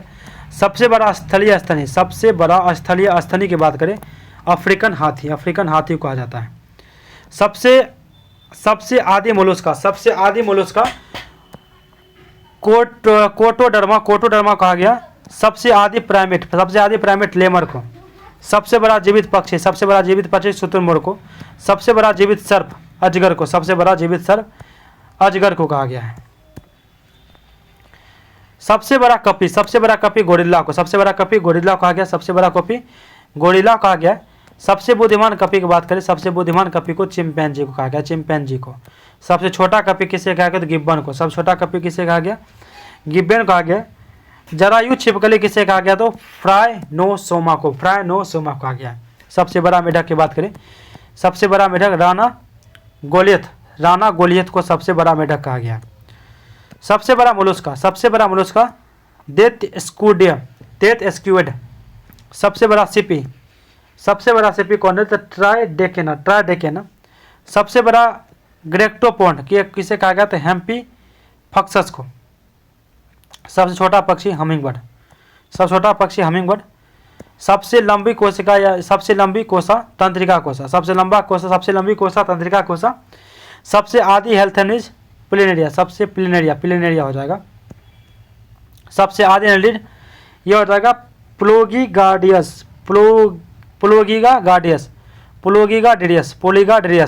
सबसे आदि एनलिड। सबसे छोटी हस्ती स्टेपिस जो कि कान की है। सबसे व्यस्त अंग हृदय। सबसे आदि अर्थोपोडा पेरीपेटस। सबसे बड़ा जीवित सरीसृप टर्टिल। सबसे बड़ा जीवाश्म सरीसृप जाइजेनोटोसोरम। सबसे बुद्धिमान होमिनिडा कौन है? तो मनुष्य। सबसे बुद्धिमान होमिनिडा मनुष्य है। सबसे तेज दौड़ने वाले प्राणी कौन है? चीता। सबसे तेज उड़ने वाला पक्षी स्पाइनीटेल्ड स्विफ्ट। सबसे आदि स्तनी एकेडिना। अंड प्रजनन स्तनी कौन है? तो डकविल पेरेटम। अंड प्रजनन स्तनी कौन है? तो डक व्हील प्लेटिपस। सबसे छोटा उड़नहीन पक्षी कौन है? कीवी। सबसे छोटा उड़नहीन पक्षी कौन है? कीवी। जरायुज मत्स्य कौन है? तो एस्कोलियोडोन। एस्कोलियोडोन एस्कोलियोडोन। जरायुज ऑर्थोपोडा कौन है? तो बिच्छू। बिच्छू। जरायुज ऑर्थोपोडा कौन है? तो बिच्छू। जरायुज सर्प कौन है? जरायुज सर्प। वाइपर समुद्री सर्प। वाइपर समुद्री सर्प। एकमात्र विषैली छिपकली हेलोडर्मा। एकमात्र विषैली छिपकली कौन है? तो हेलोडर्मा। एकमात्र विषैली छिपकली कौन है? हेलोडर्मा। हेलोडर्मा। हेलोडर्मा। सर्वाधिक विषैली मछली। सर्वाधिक विषैली मछली कौन है? तो स्टोन मीट। सबसे ऊंचा स्तनी। सबसे ऊंचा स्तनी कौन है? जीराफ। सबसे बड़ा विषाणु की बात करें, पॉक्स विषाणु। पॉक्स विषाणु। सबसे बड़ी ग्रंथि की बात करें, यकृत। सबसे बड़ी ग्रंथि कौन है? यकृत। सबसे बड़ी अस्थि की बात करें तो फीमर है, फीमर। सबसे बड़ी पेशी की बात करें तो gluteal maximus. Gluteal maximus. Gluteal maximus. मानव शरीर के महत्वपूर्ण तथ्य की बात करें, मानव शरीर के सब महत्वपूर्ण तथ्य की बात करें, एकदम इंपॉर्टेंट टॉपिक है आपका। सबसे बड़ी हड्डी। सबसे बड़ी हड्डी कौन है? फीमर, जो कि जांग में पाया जाता है। सबसे छोटी हड्डी स्टेपिस। सबसे बड़ी ग्रंथि यकृत। सबसे बड़ी ग्रंथि कौन है? यकृत। सबसे बड़ा अंतःस्रावी ग्रंथि थायराइड ग्रंथि। सबसे बड़ी कोशिका न्यूरॉन है। सबसे बड़ी धमनी बात करें एब्डोमिनल ओएट्रा है, एब्डोमिनल ओएट्रा। सबसे बड़ी शिरा की बात करें inferior vena cava, inferior vena cava. सबसे लंबी तंत्रिका की बात करें तो सियाटिक है, सियाटिक। सबसे बड़ी पेशी की बात करें ग्लूटियस मैक्सिमस, ग्लूटियस मैक्सिमस। सबसे छोटी पेशी की बात करें एस्पेडियस, एस्पेडियस। सबसे बड़ा श्वेत रक्तकण, सबसे बड़ा श्वेत रक्तकण मोनोसाइट। सबसे बड़ा श्वेत रक्तकण है तो मोनोसाइट है। सबसे अधिक पुनर्दुभान क्षमता यकृत, यकृत, यकृत कोशिका। सबसे अधिक पुनर्दुभान क्षमता यकृत कोशिका है। सबसे कम पुनर्द्रवण क्षमता किसका? तो मस्तिष्क कोशिका का, मस्तिष्क कोशिका का। सबसे बड़ा अंग त्वचा है। सबसे व्यस्त अंग कौन है? हृदय है। सबसे व्यस्त अंग कौन है? हृदय है। सबसे व्यस्त अंग कौन है? तो हृदय है। सबसे बड़ा अंग कौन है? त्वचा है। सबसे कम पुनर्द्रवण क्षमता किसका? तो मस्तिष्क कोशिका का है। सबसे पतली त्वचा किसका? तो कंचनीय टीका, कंचनीय टीका का है। संपूर्ण शरीर में रक्त का आयतन कितना होता है? 5 से 6 लीटर। संपूर्ण शरीर में रक्त का आयतन कितना होता है? 5 से 6 लीटर। समान रक्तचाप कितना होता है मनुष्य में? तो 120/80 mmHg। लाल रक्त कण आरबीसी की संख्या कितनी होती है पुरुष में? 5 से लेकर 5.5 मिलियन क्यूबिक mm और महिला में होता है 4.5 से लेकर 5 मिलियन क्यूबिक mm। लाल रक्त कणों का जीवन काल कितना होता है? 120 दिन, 120 दिन मात्र। श्वेत रक्त कणिका यानी WBC का 5000 से लेकर 10,000 क्यूबिक mm होता है हमारे शरीर में, सामान्य काउंट। श्वेत रक्त कणों का जीवन काल कितना होता है? मात्र 2 से 5 दिन। TLC यानी कि differential leucocyte count, differential leucocyte count की बात करें यानी कि DLC का। बेसोफिल्स, बेसोफिल्स हमारे शरीर में होता है 0.5 से लेकर 1%। क्या कहते हैं? इसिनोफिल्स होता है 1.0 से लेकर 3% तक, 3% तक, 1 से लेकर 3% तक। मोनोसाइटस 3 से लेकर 8%। न्यूट्रोफिल्स 40 से लेकर 70%। न्यूट्रोफिल्स। लिम्फोसाइट्स की बात करें तो 20 से लेकर 25%, 20 से लेकर 25%। रक्त प्लेटलेट्स काउंट, रक्त प्लेटलेट्स काउंट की बात करें तो 2 लाख से लेकर 4 लाख तक प्रति क्यूबिक mm। हीमोग्लोबिन का परसेंटेज बात करें, हीमोग्लोबिन परसेंटेज में पुरुष में कितना होता है? 14 से लेकर 16 ग्राम प्रति 100 cc रक्त, प्रति 100। महिला में होता है 12 से लेकर 14 ग्राम, 12 से लेकर 14 ग्राम 100 प्रति 100 cc रक्त। सर्वदाता रक्त समूह कौन होता है? वो होता है सर्वदाता, यानी जो सभी को दे सकता है। सर्वग्राही रक्त समूह होता है ये भी। ब्लड ग्रुप आपका कौन सा है? समान शरीर तापक्रम, समान शरीर तापक्रम कितना होता है? 98.4 डिग्री फ़ारेनहाइट।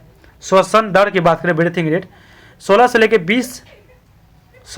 20 प्रति मिनट। दंतसूत्र, दंतसूत्र की बात करें तो वैक्स मनुष्य में बात करें तो 2123 यानी 2127/2127 गुना 2 यानी कि 32, ऐसे भी आप बोल सकते हैं। और बच्चे में होता है 212/212 × 2 यानी कि 20। मस्तिष्क आभार, इसका मतलब पता है क्या होगा कि ऊपर 212 ऊपर में रहेगा, 212 नीचे में रहेगा और 2 तरफ रहेगा और टोटल रहेगा 20। मस्तिष्क आभार 1400 ग्राम होता है, 1400 ग्राम। वैसे एक्यूरेट पूछा जाए तो 1350 ग्राम होता है। कैर्नियल तंत्रिका की संख्या, कैर्नियल तंत्रिका की संख्या कितना होता है? 11 जोड़ी। स्पाइनल तंत्रिका की संख्या 31 जोड़ी। स्पाइनल तंत्रिका की संख्या कितनी होती है? तो 31 जोड़ी होती है। सामान्य हृदय दर की बात करें 72 से लेकर 75 मिनट प्रति मिनट, 72 से लेकर 75 प्रति मिनट।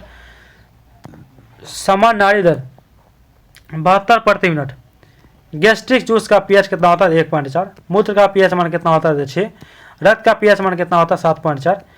पैंक्रियाटिक जूस का पीएच मान होता है, पैंक्रियाटिक जूस का पीएच मान होता है 8.5।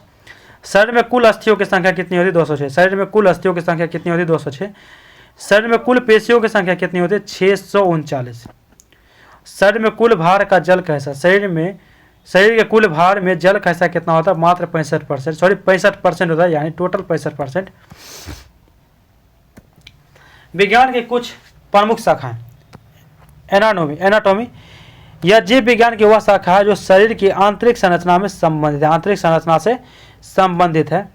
उसके बाद आपको एंथ्रोपोलॉजी यह विज्ञान की वह शाखा है जिसमें मानव के विकास, रीति रिवाज, इतिहास, परंपराओं से संबंधित विषयों का अध्ययन किया जाता है। किसमें? तो एंथ्रोपोलॉजी में। ठीक है। एस्ट्रोलॉजी क्या है? एस्ट्रोलॉजी में यह विज्ञान मानव के जीवन पर विभिन्न नक्षत्रों के प्रभावों का अध्ययन करता है। ज्योतिष शास्त्र भी कहते हैं कौन? एस्ट्रोलॉजी को।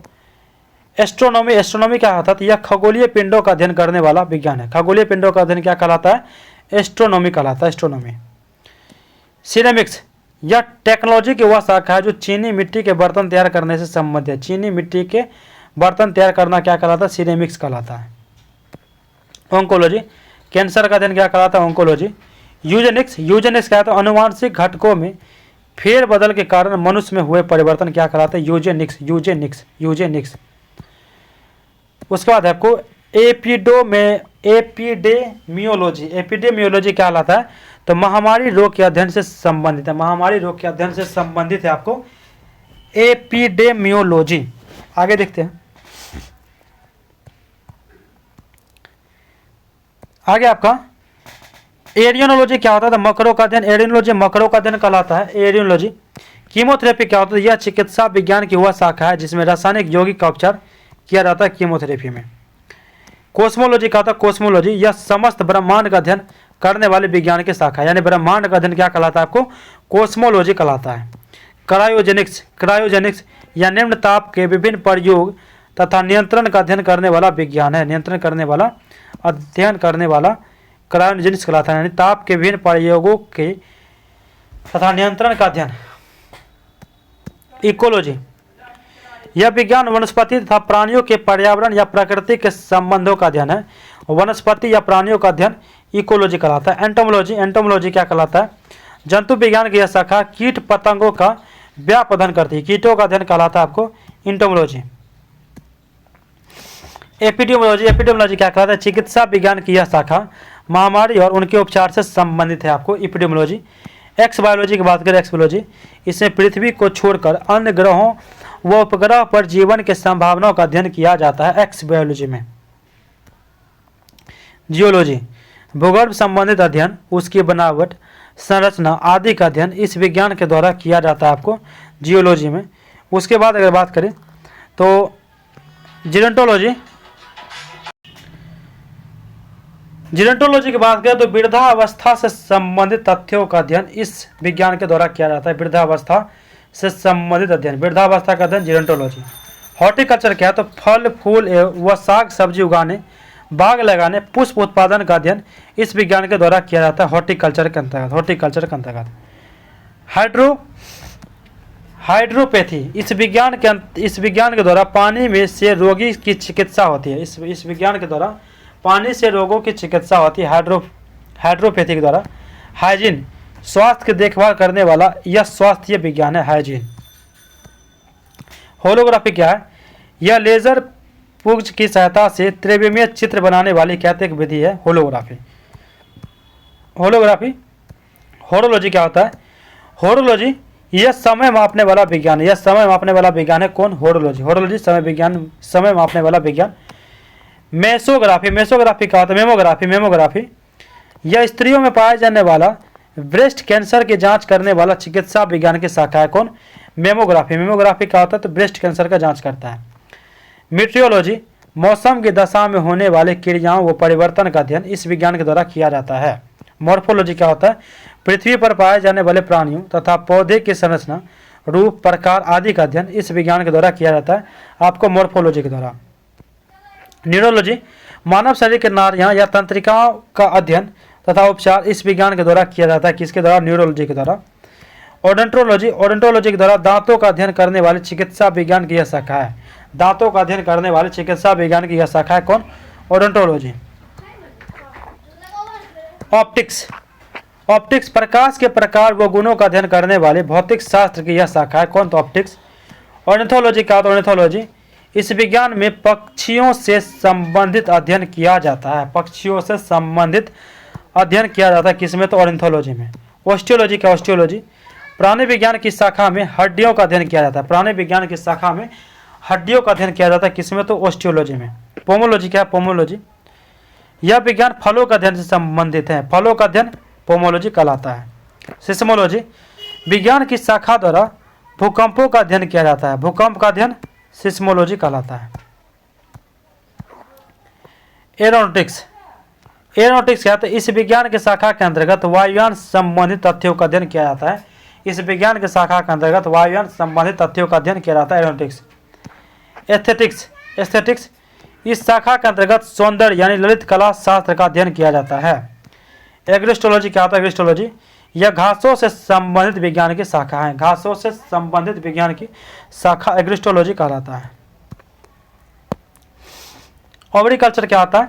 ओवरीकल्चर ओवरीकल्चर ओवरीकल्चर क्या? तो यह वृक्ष उत्पादन संबंधित विज्ञान की शाखा है। यह वृक्ष उत्पादन संबंधित विज्ञान की शाखा ओवरीकल्चर। आगे देखें तो ओक्रियोलॉजी ओक्रियोलॉजी क्या? तो यह पुरातत्व संबंधित विज्ञान की शाखा है। यह पुरातत्व संबंधित विज्ञान की शाखा है। एस्ट्रोफिजिक्स एस्ट्रोफिजिक्स क्या? तो यह नक्षत्र के भौतिक रूप से संबंधित खगोलीय अर्थात खगोल भौतिक विज्ञान की शाखा है। कैलियोस्थेनिक्स क्या? कैलियोस्थेनिक्स इस शाखा के अंतर्गत शारीरिक सौंदर्य एवं शक्तिवर्धक व्यायामों की विधि संबंधित ज्ञान की अध्ययन किया जाता है या अध्ययन होता है। कैलिस्थोनिक्स क्या? तो इस शाखा के अंतर्गत शारीरिक सौंदर्य एवं शक्तिवर्धक व्यायामों की विधियों संबंधित ज्ञान का अध्ययन होता है। कांकोलॉजी क्या? तो इस शाखा के अंतर्गत शंख विज्ञान यानी मोलस्का विज्ञान का अध्ययन किया जाता है। मोलस्का विज्ञान का अध्ययन किया जाता है, क्या कहते हैं? कांकोलॉजी में। कॉस्मोगनी कॉस्मोगनी क्या है? इस शाखा के अंतर्गत ब्रह्मांड उत्पत्ति सिद्धांत का अध्ययन होता है। ब्रह्मांड उत्पत्ति सिद्धांतों का अध्ययन होता है।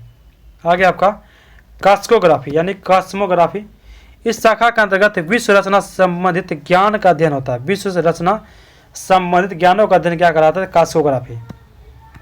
क्रिप्टोग्राफी क्या होता है? क्रिप्टोग्राफी इस शाखा के अंतर्गत गूढ़ लेखन या बीज लेखन संबंधित ज्ञान का अध्ययन होता है। गूढ़ लेखन या बीज लेखन संबंधित ज्ञान का अध्ययन कहलाता है आपको क्रिप्टोग्राफी। एपिग्राफी क्या? एपिग्राफी इस शाखा के अंतर्गत शिलालेख संबंधित ज्ञान का अध्ययन होता है। शिलालेख संबंधित ज्ञानों का अध्ययन एपिग्राफी। एथनोग्राफी क्या होता है? तो इस शाखा के अंतर्गत मानव जाति का अध्ययन होता है। मानव जाति का अध्ययन एथनोग्राफी कहलाता है। इथोलॉजी इस शाखा के अंतर्गत प्राणियों के आचार तथा व्यवहार का अध्ययन होता है। प्राणियों का आचार तथा व्यवहार का अध्ययन होता है। जिनकोलॉजी इस शाखा के अंतर्गत जीवों के जातियों के विभेदों का अध्ययन होता है। जीवों के जातियों के विभेदों का अध्ययन होता है किसमें? तो जिंकोलॉजी के द्वारा। जियोडेसी क्या होता है? तो इस शाखा के अंतर्गत भूगणित ज्ञान का अध्ययन किया जाता है। भूगणित ज्ञानों का अध्ययन किया जाता है। जियो मेडिसिन क्या होता है? तो इस औषधि शास्त्र की वह शाखा है, यह औषधि शास्त्र की वह शाखा है जो जलवायु व वातावरण का स्वास्थ्य पर प्रभाव का अध्ययन करता है। हीलियोथेरेपी क्या होता है? हीलियोथेरेपी सूर्य के प्रभाव से चिकित्सा करने की प्रक्रिया को कहते हैं। हाइपोपोनिक्स क्या होता है? इस शाखा के अंतर्गत जल संवर्धन का अध्ययन किया जाता है। जल संवर्धन का अध्ययन कहलाता है आपको हाइपोपोनिक्स। ठीक है। हाइड्रोस्टैटिक्स क्या होता है? इस शाखा के अंतर्गत द्रव स्थैतिक का अध्ययन होता है। द्रव स्थैतिक का अध्ययन। लेक्सिकोग्राफी क्या होता है? लेक्सिकोग्राफी यह शब्द को संकलन तथा लिखने की कला है। न्यूमरोलॉजी क्या? न्यूमरोलॉजी यह विज्ञान की वह शाखा है जिसके अंकों का अध्ययन किया जाता है, जिसमें अंकों का अध्ययन किया जाता है। आगे आपको न्यूमेसिटिक्स न्यूमेसिटिक्स याद हो, इस विज्ञान की शाखा के अंतर्गत पुराने सिक्कों का अध्ययन कहलाता है। सिक्कों का अध्ययन क्या कहलाता है? तो न्यूमेसिटिक्स न्यूमिसेमेटिक्स। फाइकोलॉजी इन शाखा के अंतर्गत शैवालों का अध्ययन। शैवाल का अध्ययन फाइकोलॉजी। सेलेनोलॉजी क्या होता है? सेलेनोलॉजी इस शाखा के अंतर्गत चंद्रमा के मूल स्वरूप तथा गति के वर्णन का अध्ययन किया जाता है। चंद्रमा का अध्ययन सेलेनोलॉजी कराता है। सेरिकल्चर इस शाखा के अंतर्गत रेशम के कीड़ों के पालन और उनसे रेशम उत्पादनों का अध्ययन होता है। रेशम के कीटों का अध्ययन, रेशमों का अध्ययन, सेरिकल्चर। टेलीपैथी इस शाखा के अंतर्गत मानसिक संक्रमण की प्रक्रियाओं का अध्ययन होता है। मानसिक संक्रमण की प्रक्रिया का अध्ययन होता है आपको टेलीपैथी के अंतर्गत। आगे आपको हिप्नोलॉजी। हिप्नोलॉजी क्या? हिप्नोलॉजी नींद का अध्ययन, नींद का अध्ययन कहलाता है आपको हिप्नोलॉजी। टॉक्सिकोलॉजी, टॉक्सिकोलॉजी कहता है इस शाखा के अंतर्गत विष के बारे में अध्ययन किया जाता है। विष के बारे में अध्ययन किया जाता है। कुछ महत्वपूर्ण तथ्य देखते हैं, अब हो जाएगा जस्ट। स्वप्नों के अध्ययन को ओनिरोलॉजी कहते हैं, ओनिरोलॉजी कहते हैं, ओनिरोलॉजी कहते हैं। सपनों के अध्ययन को ओनिरोलॉजी कहते हैं। मनुष्य के सौंदर्य के अध्ययन को, मनुष्य के सौंदर्य के अध्ययन को केकोलॉजी कहते हैं, केकोलॉजी। जीवन की उत्पत्ति के समय ऑक्सीजन नहीं था। जीवन जब बना था, उत्पत्ति हुआ था, उस समय ऑक्सीजन नहीं था। मनुष्य के सौंदर्य के अध्ययन को केकोलॉजी कहते हैं। स्वप्नों के अध्ययन को ओनिरोलॉजी कहते हैं। ठीक है।